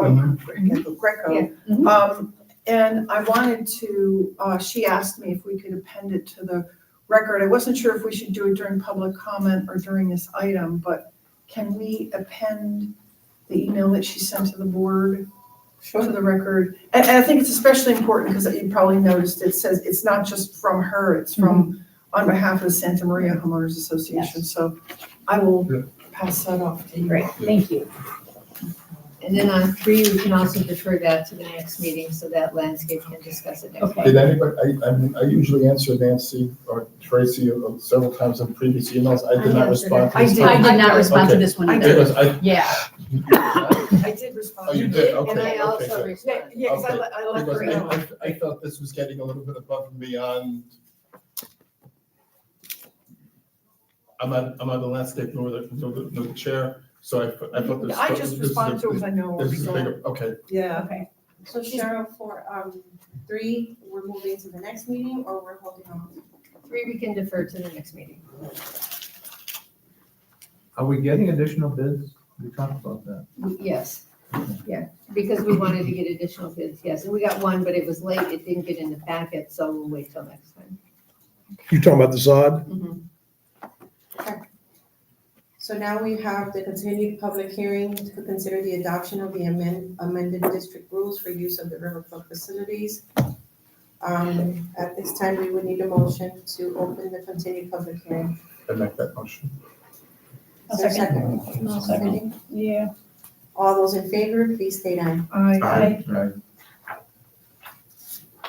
Okay, public hearing is now open. All right, is there anybody from the audience that has any comments on our continuing discussion with regards to the River Club rules and regulations? So we're gonna limit comments to 3 minutes per person And just this topic? and just this topic only. Again, I apologize for not creating bullets today. I didn't realize this was happening. I guess the big question is this. The River Club belongs to all the citizens, and there is a vast majority of citizens that are in the 80-year-old bracket that have been here forever and sold their homes up north. They're not snowbirds, they're here year-round. And they use the facility, almost some of them exclusively just for cards or games. And there was a night last year, on Tuesday night, where you introduced the pizza oven, where you opened it up to the entire community and guests to come in the evening and play cards on a Tuesday night. I think there was a Monday too involved. And that was kind of successful, bringing some business into the club. And so I guess my big question is, for all those people who can't use the pool, who can't use the tennis courts, who don't swim, who have disability or have cancer, I can't tell you how many friends I have with cancer, stage 3, stage 4, their only option in life is like a book club here at the club or playing cards. And having attended those first and third from my group and other groups I see here, some are much larger than others, it's nice to see the club being used and this dining room being used. And I do know that the group I belong to, there's always 8 to 10 people having lunch first on that Wednesday when nobody else is in here. And oftentimes there's a big event for birthdays for March or birthdays for April or Christmas parties or just gatherings where you have 20, 25 people bringing in revenue when it's not happening otherwise. I guess big concern from my group, and we talked about this the past 2 big meetings we've had in here where we're paying for our lunch in that back room and they utilized those back rooms. We weren't utilizing this area, it was shut off. It was closed doors. We weren't interrupting the service, we were bringing business to the community.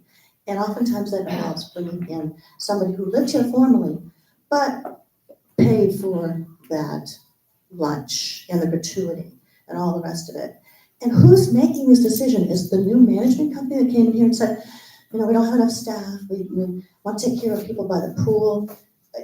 People that go to the pool, how many members are out there, residents, and how many people are actually guests? I would guess 25% of people out at that pool are not residents. And I know people sitting on the board where their family members come in from other residences outside the community and enjoy the pool and enjoy the tiki bar.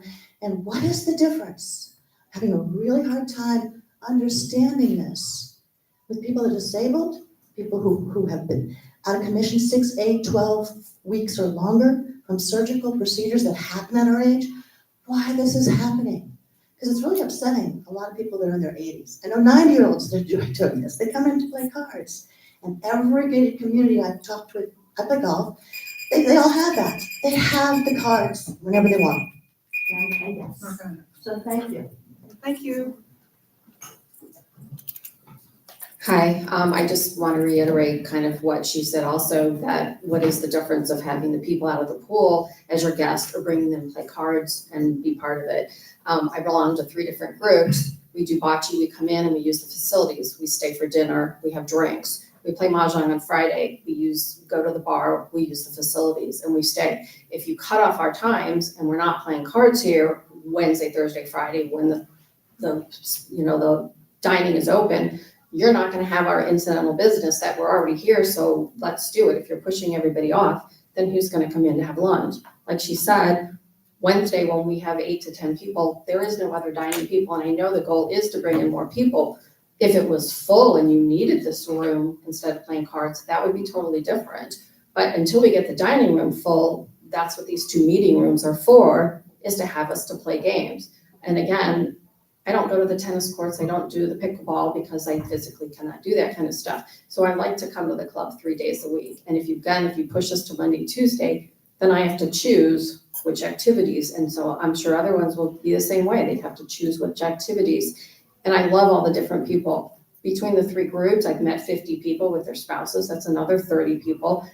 Then you meet people, let's go to the club and do the luncheon next week. Let's go do dinner. And so the more you meet, the more activities you get involved in and the more you can do here at the club. So I think it's just beneficial to leave it open, to bring guests and to have, our activities on the days. Why put all these restrictions? If you're not gonna do it to the pool, why just choose this to do the restrictions? Thank you.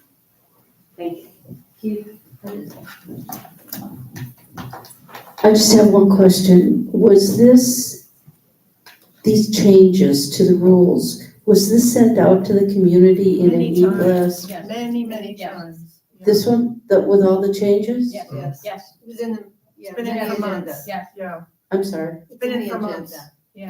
Okay. Every package that's come out has probably been in since. It's been part of the agenda for the CD, for the The meetings. rules and regulations haven't been republished. I'm saying, No, but they've been in the packages. You're talking I about. understand not that a they're in the packages. I get that. But not Well, they everybody. haven't been sent out to the community yet. Let me finish what I'm saying. Before we amend the rules, don't you think it would behoove us to send these all out to the community on a single e-blast so everybody can see what changes are being made, so you get the comments from the majority, or you just want? They're in the board package. They go to the board package that goes to everybody. The red line version's in there. And we noticed the public. And we hearing. noticed the public hearing. Public hearing. Okay. I'm not Yeah, sure what and more we wasn't there do. also a blast email out by Hampton? Yes. Talk about specifically about the card rules? Yes. Yes. That was sent out, that initiated all of it. That was sent out the day before Thanksgiving, and then hardly anybody got to meet in November, December, because of all the holidays. So a lot of it was not addressed, it was sent out just before the holiday. Okay. I'm sorry, I understand what you're saying. Yeah. If we're interested, we should look at the agendas and Well, look I at think we the. do, I think what I'm trying to say, and I want to be careful not to have a total dialogue, because Belinda's not. No, we don't need to. But I think, we've done, the agenda goes out, and it says right there, hearing on the rules. Well, I know I read it, Yeah. but I'm just Yeah, saying. we can't force people, there's only so much we can do. Okay. Barbara's shaking her head. Thank you, Joe. They don't read. No. Are there any other public comments regarding this item only? Just where did this come from? Was it initiated? This by- is, the game stuff is not in these rules. It's not even in these rules. Separate. No, it's not. It's a separate policy. For the clubhouse. We Let me can't, ta- Suzanne, let me we take can't this have a offline back with and you forth separately, dialogue. We because need to let the board continue with their It might public hearing. help if I can take it offline with you separately, explain the whys and wherefores. Might help. Okay. All right, board, we need a motion to close the public hearing. I'll make that motion. Second. I didn't even finish that. All those in Wait. Favor? Hold on, before we close it, are we closing it today? We're gonna take care of everything today? I think so, because I think most of what we have in here to discuss is fees. And right, because my Okay, I just want to make sure, because we're gonna continue to. Yes, yes, please. Okay, Yes. all right. We're closing it. All those in Assuming you vote favor, for it. please say aye. Aye. All right. Okay, thank you. Okay, Alrighty. so can I So have your discussion board, and Okay. then once you're done with your discussion, we have a resolution that will adopt whatever your revised rules are. Does anybody need a copy? I'm gonna ask if we can go in order though, Oh, because, sure. yeah. Sure, I thought that was the only item that we needed. My Well, apologies. but there's a fee schedule before we get to tennis. Oh. That's right. That we need to discuss. Plus, Greg alluded to this in the workshop, that, there's nothing in our rules that say you must sign your bill before you leave the club.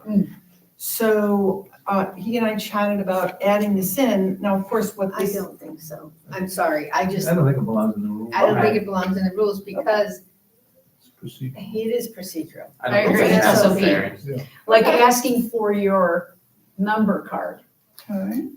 when you go to open up a tab should be part of your procedure. I'd say the majority don't carry them.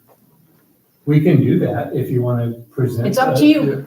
We can do, so my suggestion would be not to have the verbiage written, you're entitled to see your check. My suggestion would be, everybody should receive a check, please sign your check. Yeah, but I don't think that goes in the rules and regs. No, I don't think so And the either. rules don't even That's say my you're thought. entitled to see your check. That's not in the rules anymore. We don't talk about the check. That's Yes, not part of yes, the it is in rules. the rules. It is, Where- yeah. Yes, page 5. Really? The way it's written The is, River Club you are manager entitled may to, require members to present their member identification access card at the point of sale for all transactions, period. Members are No, they're entitled to members are receipts. entitled to receive. That's all. They're just entitled to receipts. Yeah, This, I think, is bland enough for the rules, but it doesn't say you have to sign it. That is a standard operating procedure. Otherwise, this is going to Because be the so River Club detailed. manager can Okay. correct that too. You can do it. okay, so we will. I would just like to have members, especially during this transition where we have so many new employees, and they don't know everybody, and to avoid one person being charged for a table of 8, because the staff assumes that whoever made the reservation is paying for the table, but the members assume that the staff should know that there are 4 different couples or 5 different couples. Well, you know, and what we used to do is you had to put the names of the people at your table. That way you knew they were paying for their own. Oh, we have that. Still have. Yeah, we still have Then why reservation. would you, then why would you? But I don't know why they would Just assume it because, is, but well, I understand, and it's the onboarding and training process, and this is what I said in the It's beginning. really a trick. It's not even, the majority of the mistakes are from people that have been here for a year. It's a retraining issue. Right. yeah, that's That's a fine. standard. fine. And then Still standard before they operating give you a procedure. check, they always ask one check or even at the beginning. You gotta go to better restaurant. You know that? All right, so then I think if we go to the next stuff that we have to deal with, it's all the way at the back. It's the page 18 in the Word file, the River Club fee schedule. Greg and I had a discussion regarding the what were listed as the gratuities. Remember the 2022-24 discussion there? And can I turn this over to you? You're going to be able to describe this than I can. Well, Jill was asking me what my thoughts were and what my opinion was regarding 3 different service charge structures, the way they're set up. My thought was to consolidate it and just have one, whether it's 20 or 22%. What? Well, I've What's always your first- disliked that because I thought it was incredibly confusing. It's very Just confusing. make it 20% and. And I wouldn't stick my flag in the ground on any one of those numbers. I wouldn't say 24, but I'd say 20 or 22 and call it a day. And then I would also take a hard look at the takeout. And I would add the service charge to takeout too. And here's my thought for you as members who subsidize the operation. That is more expensive because of all the takeout and to-go The bags and baggage the foam and stuff. boxes and everything that goes with it. Then I would charge a service fee for that versus a tip. Agree. These are all service They're all fees. service fees. There are no tips. Well, I know that, but people now that know the service fee is the tip. Right. as opposed to a to-go order having all the accoutrements of take out the bags, the paper, all that stuff, which should be I don't know, whatever you want to call it. Yeah, I mean, it'd be covering the cost of the takeout versus giving somebody a tip, a gratuity. Well, So that's why he changed it to service fee. Yeah, I get that, but is the money going to the server or is the money going to cover my cost of the styrofoam container? And because of service fee then, so if I want to leave a tip, I'm not going to leave a tip because I've now given a service fee, but the person doesn't know Let me that. answer Cindy's question in a roundabout way, because I'm not a huge fan of the way it's done here, and it will be something that we can talk about. So in a roundabout way, it does both. Because the payroll for the staff, 100% of the service charge goes to the staff. But that charge is used to subsidize a fair wage. You hear me here? The staff that works as servers, bartenders make $11 an hour. Mm-hmm. The subsidy, the additional random pay rate that they make is based on a day-to-day basis on the amount of volume that is distributed from service charge. So that's money that buys the papers, disposable equipments is there because we're not doing what a lot of other Hampton golf courses do. For example, I just had a conversation with John Coleman. All bartender servers make $20 an hour. That's the rate. The service charge that's added to all the checks is taken into a separate fund and used to subsidize payroll. So it's not a fluctuating random service pay rate every day of the week, which is kind of what it works out to be here. It's a lot of behind the scenes logistics, paperwork, busy days. People are not happy about setting up on the day before or breaking down on the day after when they're not part of the day of certain events or certain, so it's a roundabout way to answer your question, who pays for it and how is it paid for? One of the challenges that I've seen is people sitting at the pool ordering takeout, coming and getting it just to avoid a service charge. And then there's bags and boxes at the pool. I'm open to ideas and suggestions. I'm not a fan of the way it's currently done. I am just stating my comment and the fact that this service fee, if you are going to charge it, should cover the cost of the products that it takes you to get me to deliver the food, not for the payroll associated with it. That's my comment. That's all I'm saying. No, I hear you. No, you're absolutely right. And in a roundabout way it does, because rather than paying a I hear $20 what you're saying, an hour I'm not pay buying rate, it. I can But show go you. ahead. I can show you what the hourly rate is. The hourly rate is 11 or 12. I don't have a problem with the hourly rates and the Me service fee. I'm just talking about just To go. the to-go, Correct. the to-go stuff, specifically calling it a processing fee because people are thinking they're gonna get it, that's So what do you tip. want to do instead, so we can Right. sort of move this I would along? just, What do you want to if do you wanna instead? charge something for those items, you know, If you, if you wanna add $1 per I was order, gonna say, why not just make it, if it's to go, there's a $5 surcharge. Right. Like they do that at some places, my timeshare does that, if you want room service or if you Yeah. want anything to go, it's a $5 charge. I would just add that rather than a percentage, because people, especially the older community here, will get miffed and say, I didn't have a server, Right. I'm not doing a service fee. I said, this doesn't affect me one way or the other, whether you pay for it, they don't pay for it. This is just my I don't want to order a pizza and pay $5. I don't like it either when I order takeout that there's a service charge on it, and I think that is a challenge. But it does require somebody to sit for a couple hours to answer the phone, bag up the food, and process the check when somebody comes.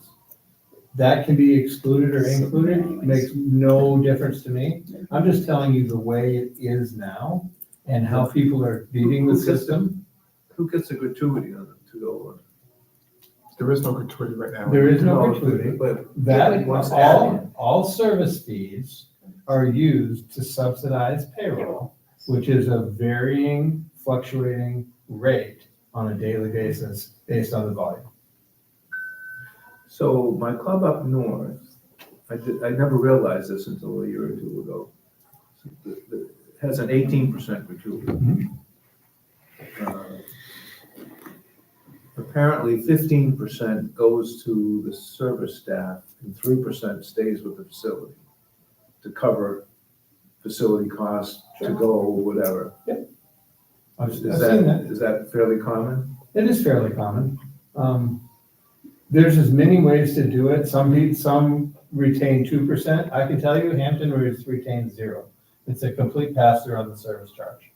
And it subsidizes payroll. That's what I can tell you this company does. I can tell you the last club I was at for 5 years and had 120 employees. We use the service charge in just like John Coleman's club in Orlando. And it went into a fund, and then we offered just higher pay rates. So to get somebody in, you wouldn't have to sit there and say, we pay $11 or $12 an hour, and then we don't know how much you're gonna make every other day of the week. It depends on how busy you are. So, but like John does for all his employees, whether you're a server or a bartender, you get $20 an hour. If there's additional gratuities, it goes to the individual, but otherwise the service charge is used to subsidize payroll. And I can tell you, it's never 100%, because as an organization, you're always gonna make sure that you're not paying out more than you're bringing in. So to go is still the issue. Yeah. What are we doing with to go? I don't, it just bothered, I mean, I think we need to take the to go off. yeah, I don't think we should have to. That's just my yeah, opinion. because- Just eat it. Yeah, just. No pun intended. And Yeah, then you know that because- later on, you want to say that there's a to-go fee, it's not part of the rules, you can do whatever you want. Right. Honestly, I don't even feel like that's up to me, even though as a GM, I think that's up to you, because ultimately, you are the ones that subsidize the operation. So it just increases or decreases. But I How hear much to-go business do you have? minimal. See, let's just. Yeah, let's take just it So off. I'm just gonna Let's just say remove it. excluding to go. Yeah. Minimal. Excludes to go. We'll remove it for now, we can address it Yeah. later Sure. if it becomes a Especially big if the deal. payroll gets changed, if that All structure right, gets perfect. changed. Okay. Okay. So then on that same page, at the bottom where we talked, a very slight change with regard to, there were some fees regarding rooms. Because I think we're getting more and more, member private events. So what Greg and Kat have discussed is what you see here. And essentially and we've talked about this in the past, what this is designed to do is ensure that any labor that goes into, whether it's setting up a dance floor or setting up a room and putting it back to where it was, reflects the value of the labor that goes into it. Ours is covering it, but no. Oh, sure. 75, it's 75. Yeah. So 75, set from recovery, 75 minimum. Minimum. Dance floor is $150. That's obviously setting up and breaking it down. It's 4 man-hours. It's covered. Oh, I'm sorry about that. I should have Here, it accepted says those changes. $75 minimum. You can't see the 75. Oh, perfect. That's what I was trying That's to a big figure out. difference. Sorry about, you know what, the PDF just locked it. Sorry about that. Yeah. So, and again, like I said, these are just designed for anybody booking a private event, just to offset any labor that's involved. Not to make any money, but also not to lose money. Can I ask what recovery is? So Greg, Yeah, the day after. Okay, so it's not tear down, it's, you call it recovery. Yeah, you can, I thought it was something special about drinking. no, you. Just kidding, just kidding. SNR is set up and clean up. Okay. It's just a different way. So, It's always been 50, right? So this is an increase. Hasn't it always been $50 for a room? well, it was based on the size of the room, but one of the challenges is if you think about, like, if I want to use the dining room and I want to have a twister party, so they're gonna have to move all the tables and chairs. It's gonna take a lot more effort I'm fine with it. to It's set just up, didn't- break down setup versus if people are just coming in and sitting at the tables. Mhm. So it's really just trying to be reflective of the fact that our number one cost is labor, and a lot of it goes into setup and tear down. I'm fine with it. Okay. There you All go. right. That's good with me. Oh, dear me. Okay. Then we were going to, Tennis. yeah, the tennis fees. Yeah. So you guys all got a copy of this, right? Yes. Okay. Didn't look like anything controversial. He thought he was more than fair. Yeah. Yes. But I've got a comment, just comment, but I have no question at all about the fee schedule. Uh-huh. My only issue is that becomes payroll. Where we're stuck, so payroll gets passed to us. So that's giving a free lesson It's gonna cost us $6.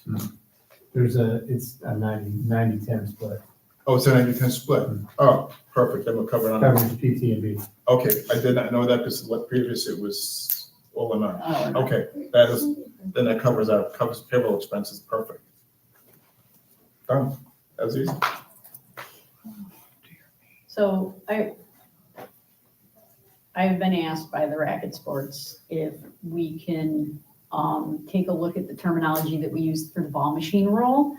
And maybe we just take it out since Jonas can't accommodate it.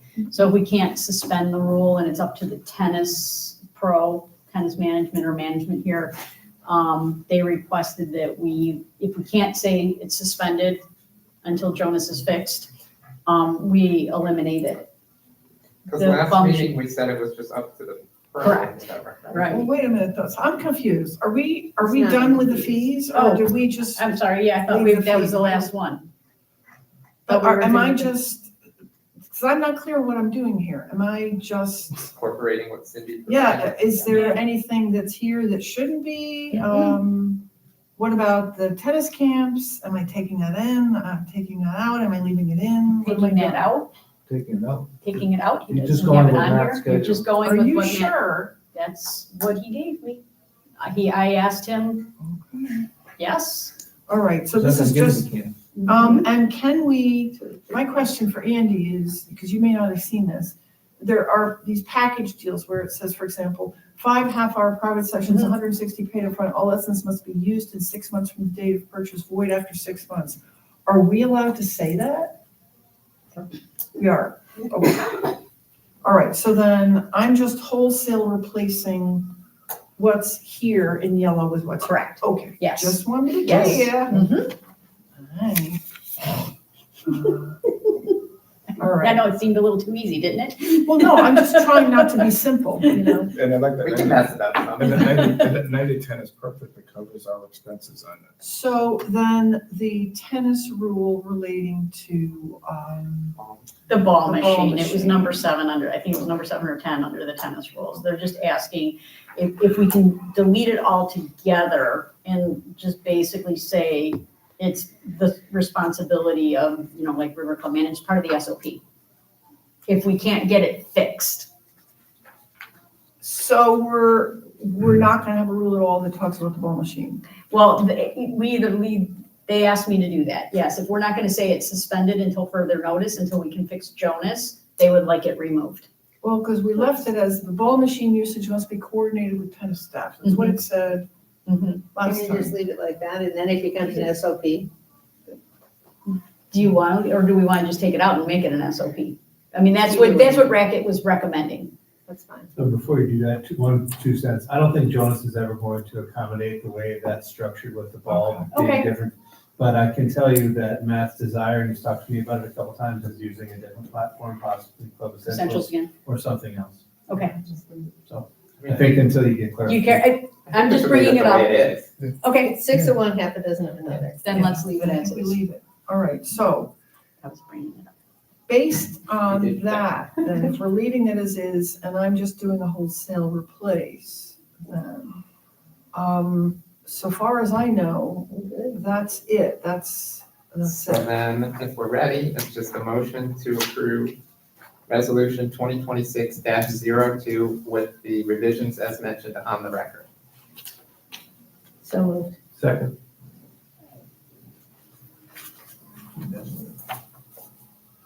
All in favor? Aye. All right, We're closing we're it? done.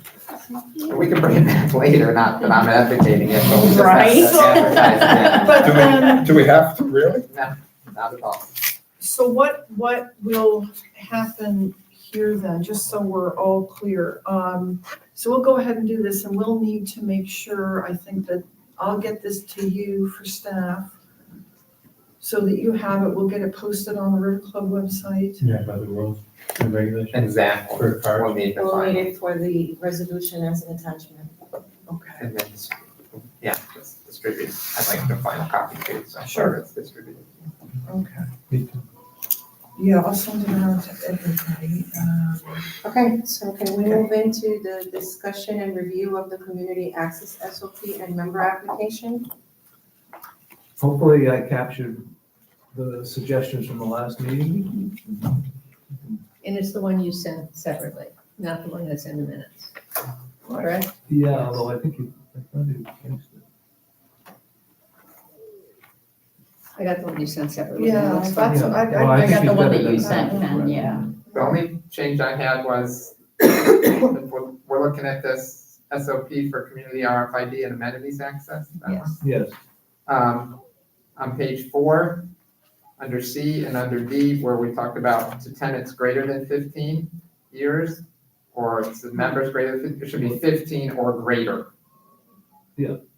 We- I don't know if you fixed that in whatever this new version is, but it shouldn't say greater than 15, it should say 15 or greater. Okay. On C, item E, lowercase e. Right, and then on D, lowercase e. E, yeah. Those are the only changes I have. You had it correct earlier on in the version, on page 1. So just change that and I'm good. Okay. So it's 15 or greater, so 15 is an adult. E, yeah, subset E. Greater than or equal to 15. And D subset E.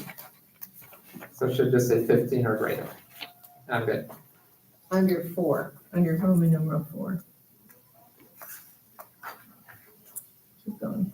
For C, little e, and for D, little e. So 15 years or greater. Yep. Actually, it's right in D, it's not right in C. Anyway. Have we, Oh, isn't D, it says age 15 and older. Right, that one's fine, it's C that needs to be fixed, because it just says older than 15. So it's 15 and older. Okay, so C.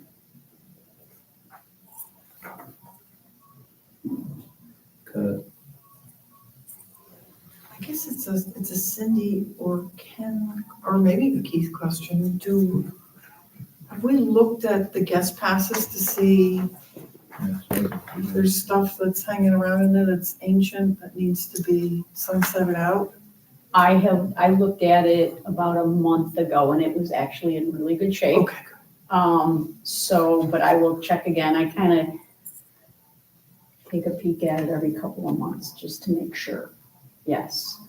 Then make sure that guest passes have end dates on them, tenants have end dates on them, that kind of stuff. Yes. 10-4. Yes.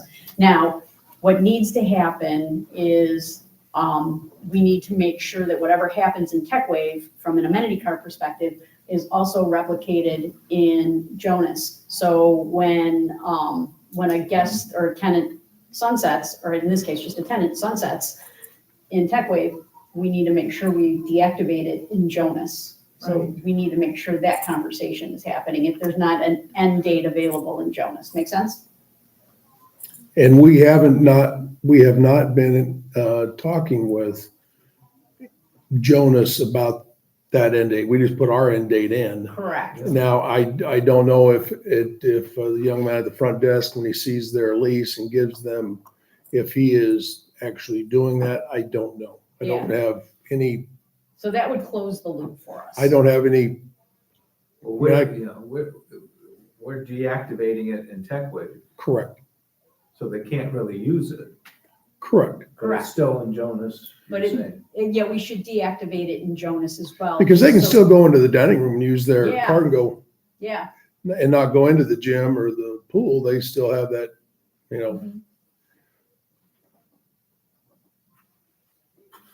Is there some way you get a report out of TechWave that you can give to Yes. Morgan? Yeah, because what I did was when we first rolled out TechWave, I did a match between Jonas and TechWave. And I gave a list of like 600 people to the IT person from TTY or whatever, TTA, whatever that is. And they did a mass deactivation on it for us. And that was because we just forklifted from Club Essentials into Jonas. Yeah. So I can certainly do that again. And then I can give it to Georgianne to clean up.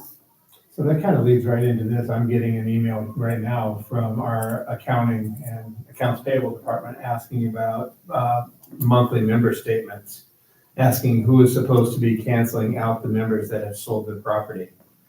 She believes it's the HOA, but do I have a contact person for that? Well, the POA can't cancel them out of.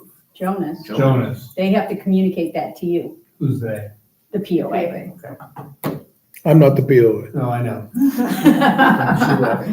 Yeah, so that would close that loop on your side as well. So when there's a sale, they should be sending you an estoppel request that basically says, okay, these people are done as of Well, January like, this- 31st. well, at the same time, the new resident's gonna come into Keith for an RFID, so Keith could also notify Greg, so we can have a double, in case something gets missed. But, you know, if somebody new comes into Keith, Keith can notify Greg as a backstop for the POA to notify Greg. Yes. If they know somebody's leaving, because they may not know somebody's leaving.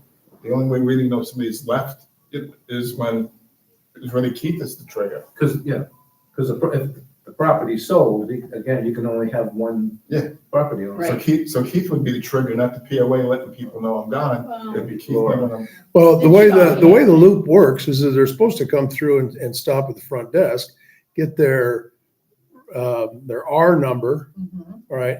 When they get all that, that's them putting in Jonas, coming to us, so that when we issue a card, their amenities card, we have that R number in the top right-hand corner of that pass. Actually, right? he would get the address then.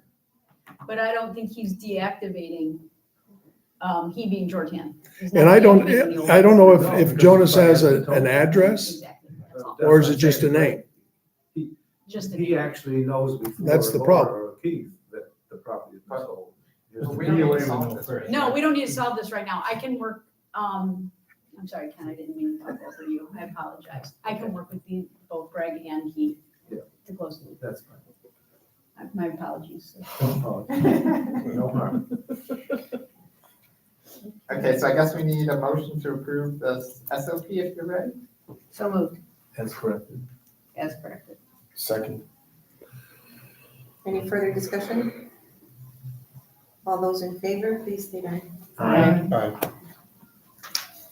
Okay, I will get that. We're now gonna move into 6D, discussion regarding residency affidavits. Yeah, I have a stack of 8 affidavits that I was gonna give to Keith, so we can contact the residents to let them know that who are on these affidavits, we actually need some form of proof of residency from these. I didn't make copies for everybody, but if I just turn these over to Keith, is that okay? I have a question, and maybe you said this and I didn't hear it, but how do the rules and regulations, since this is a big change for the community, do these get sent out by snail mail to each house? Do these get a blast email? How do these go out? Typically, they don't, but you can send them via email, which is what I would recommend, not snail mail. I and think they we can be need to posted do on that, the website. especially if you're gonna be contacting these people, just so that they have some advance notice that there have been changes to the rules and regulations. Or just an email link to the website, as opposed to getting the whole thing as an email package, just. Emails, I mean, it's not that big. I think we can just blast it, the new rules and regulations. For From the what, CDD. the tennis courts and all? No, the new CDD rules and regulations, what we just approved. Yeah, it does include the tennis and all that. It does include all of that. That's a big file. I would put a link, I would send that as a link to the website and then click, new rules, regulations, click here. We can't just send them the revisions that we've been working on? I guess we can. Well, we're talking, what, about 25 pages? with Yeah, the we schedule? don't, it's 20. 20? She's Okay. been PDF. accepting and. Right, but there's only about 20 pages that in total were changed, right? I can try to. Well, there's see only a if total of 20 um, pages. Yeah, there's only, so what 400 pages? I guess that threw me. That threw me too. I don't know What what 400 I didn't say pages? 400. I didn't say 400. What 400? So we're talking about Me it, being me. you're being a brat. So we're talking about a Oh my 20-page God. document. Why don't we just blast it? I can just, I can try to have Zach, create a link that Keith can email. Once you click on the link, it takes you straight to the document. So,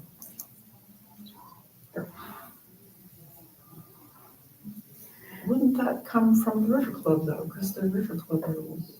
promulgated by the CDD. True. So I think it can go out under keys from the CDD. Right, because these are. It should.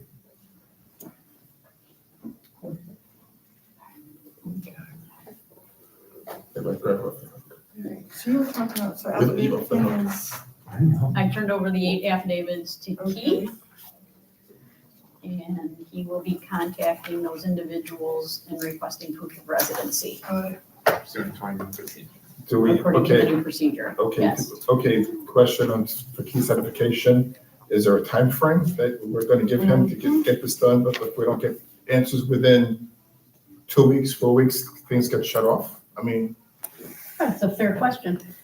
That's a good question. I would be willing to say if we don't hear back from these people in 30 days, we turn off. or February 1st, or what, I mean, Well, that's a little early. I'd give them 30 days. let's give them 30 days. And then we would deactivate who's ever on the affidavit. Well, let's, Okay. we just wanna say that would be like February 9th, give or take, 4 weeks? Sure. Just pick a date, rather than say 30 days, because they're not gonna know what 30 days is, give it. Well, February 9th would be our next, would be Alright. our February CDD meeting, so you can pick that. Are you gonna send them an email, Keith, or are you gonna call them? Well, the fastest route Yeah. is to call them because it's, at least I know they can, I talked to them and I can notate it here on their affidavit that I spoke with John Doe at 8:30 in the morning, and they told me to go pound sand. All right. And rather than getting, saying, well, I sent you an email. No, you didn't. So There you go. I think calling them so I can annotate, the number of times I called. And Or send them an email and a few days later, follow up with a call.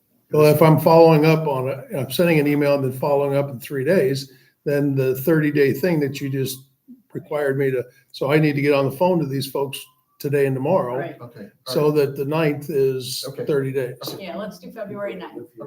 Let's say closure on this by February 9th. Is that okay? Okay. This is Thank you. such a circuit. I don't know. Or February. What are you gonna say to them? Or when they February. say- Friday, February 6th. That's I'm trying to help you. yeah, and I appreciate that. I don't know what I'm going to say. I'll probably just, throw it on the board saying, hey, the rules have changed. We've looked at affidavit that you filled out for the new TechWave system, and we need to have proof. We need to have proof of residence of these people on your affidavit. And have the list in front of you of these are the things. Yeah, Right, so when that you was know what you're exactly why I wanted everybody to get the rules and regulations first, because then you can say, hey, you were sent, but you But can it's say you not were sent the in there. rules and regulations, here's the things you need to do. No, it's in the separate document that you draft. Yeah, it's not in the 20-page rules and regulations that we just ratified. Some of it is But it those, is, the it is. residency No, qualifications SOP. are. The But it's also residency in in there, the resident qualifications are in there. Yeah, Same they're in here. ones. No. Yeah, the residence Same one. qualifications are in there. Yeah.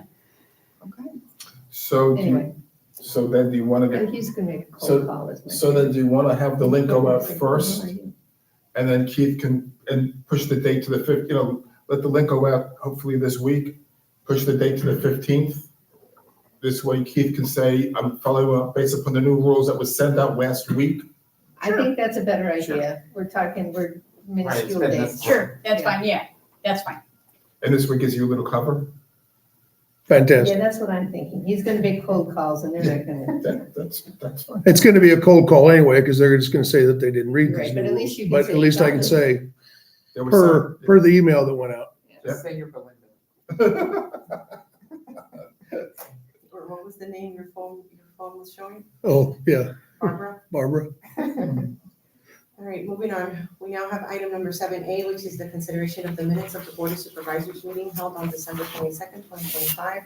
These are behind tab number 4 for your review. Are there any questions, comments, and/or changes to the minutes as presented? Just had 2 name spelling fixes. And I pointed out to Zach that the header was wrong, that's the November. 53, lines 53 and 4, just a couple of spelling jobs. Who got? Any others? No. There none, then we'd be looking for a motion to approve with changes as noted on the record. So move. Second. Motion by Rich, second by Cindy. Any further discussion? All those in favor, please state aye. Aye. We're now going to move into consent items. There is one consent item for your acceptance, which is the Social and Dining Advisory Committee meeting minutes of November 12th, 2025. We would need a motion to accept.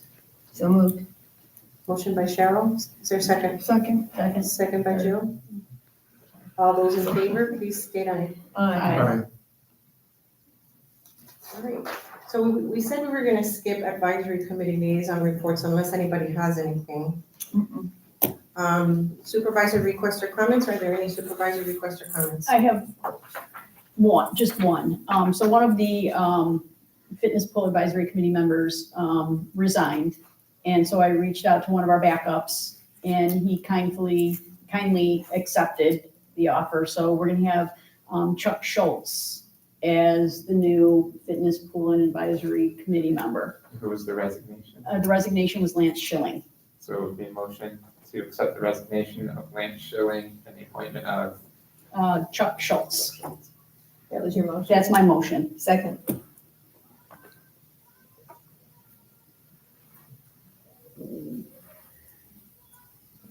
Any further discussion? All those in favor, please state aye. Aye. Do you have his personal email? So I Zach- do. Could you send it to Zach so that he can set up his email? Yes. Yes, I will take care of that. I have one thing, which is, I did respond to Pat Neal and his two project managers and didn't commit to anything, just basically said, I need more information. Somebody should reach out to me.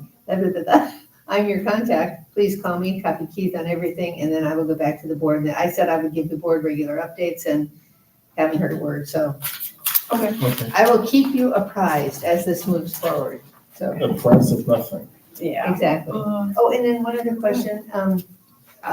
Byron sent an email about the member survey that I think was very astute. Yes. Are we gonna hold off on that because of? Good, I was gonna bring that up. What do you Yeah. think? I think he had a really valid point, that if we hold off a little bit and let Hampton Golf get situated and underway, because right now they're gonna be commenting on a transition. Yes. Which is gonna be kind of silly. That, I think he was right. I agree with him. So you think, I hear what you're saying. I responded to Byron saying, one of my concerns was, we're looking for a baseline. So a year from now, we can measure Hampton. Your concern is if you send out a survey now, they're gonna only comment about what happened last month. My bill was all messed up. I think they won't know what they're commenting on. Yeah. And I think that if we can even push the member survey and say from now on, let's do it in late summer or early fall, or, I mean, we could do a baseline and then go a year from that every year. After season. I just think it's too early. Last January. We usually do it in We've done it every January, January. but we can move it and do it every July. And last year was late. Last week did it late. Yeah, it was like right around the same, it was March or It April, was we like always March, kind of April. done the March or April. I agree. I mean, if we We didn't get the results till late. Yeah, if we did it now, we're gonna get half the people commenting on Vesta because they're not back down here yet. We're gonna get some people commenting on the transition, which they left you with a bee's nest that we gotta get cleaned up. And then if we do this as the baseline, anything next year is gonna be an improvement based upon the situation we've got going on today. I think we need give Greg the opportunity to get things cleaned up, cleared up, things running smoother, then get an assessment at the end of high season.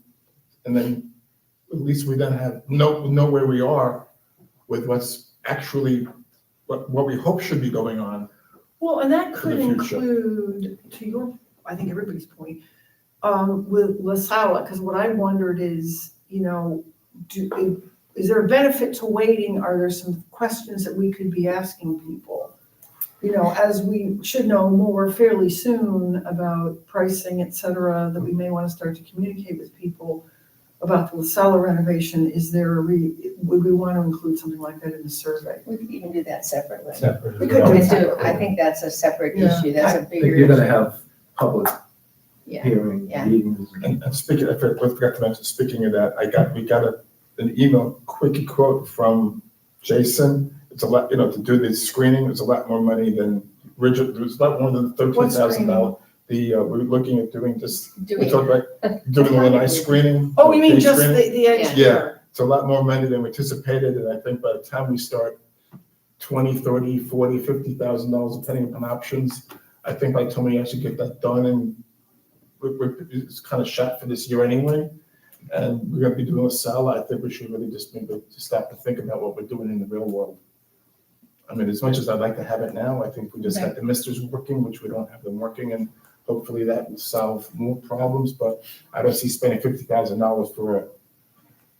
Not without a full plan. Yeah. No. Getting back to the survey question. I think you're giving people too much credit. I mean, you're talking about, I think we had about 900 responses. I think there's a 30 people that understand the management company change and all of that. The other 870 are gonna respond over their experience over the last 6 months, a year. And I think having the survey in the same time frame gives us a baseline from which a year from now we'll be able to measure Hampton. And I wouldn't assume that 3 months from now, Hampton's gonna have everything in order again. I think it's gonna take. That's why I was saying summer or even early fall. But Well, so whatever. let me make a suggestion. Some of them Yeah. like don't have one at all. Right. But I'd like to, That would be but we wanted to have a baseline from which to measure Hampton a year from now. But right now, it's such. Could you use just the See, we're January too from a close year to it. ago? Look at this one person here. You're giving people credit. We got 900 and something responses to the survey. I know, but I mentioned to Greg, I never really got a lot of comments from people over the last year as a run, mostly it was just on the financial stuff. I've gotten a lot of comments about a lot of things in the last 60 days, 90 days from the chaos of what Vesta left us with. I don't want to burden Hampton in any way, shape, or form with that, because if you send, because then the service is going to get put out to the community, and then, oh, Hampton's doing a terrible job. No, Hampton's not doing a terrible job. This is mostly Vesta and the vestiges of Vesta, and I don't think that we should. That's probably true from a resident billing standpoint, but overall, pool operations, dining operations, Yeah, I don't think they're that much different. I think there's a lot of chaos. What do you know? I'm saying, I think you think it's gonna be all negative. I don't think it will be. I think most people are very happy with dining situation. I don't disagree. I think that most people are, and most people can feel and see, but to what Rich is saying, I don't want to just base it on a snapshot of 3 months ago when Hampton took over, because I'm sure that there was a lot of dissatisfaction, frustration in the months leading up to that. It wasn't. That's what I'm trying to say. We think it's because of the situation with Vesta that 2,500 residents think it's all horrible. They don't even know about it. Most of them, they don't even care. I think if you send out what's your experience with dining, what's your experience with the pool, what's your experience with tenants, the responses are gonna be consistent. Not, oh my God, my bill was all upset. My bill was all wrong last month. I don't know. I mean. Do you want to add it to the agenda next? I think that's an excellent idea. Maybe. That was the latest. Okay. By the way, I'll be on the phone next time. I will be here, but I've got a babysit up in Pensacola. Oh, there you go. Are there any other supervisor requests or comments? No, I was going to do the survey, so thank you. Okay, so if there are no further supervisor requests or comments, it's 1:27 PM. Is there a motion to adjourn? Make the motion. Second. Amen. All those in favor, please. Aye. Meeting adjourned at 1:27 PM. Thank you, everybody.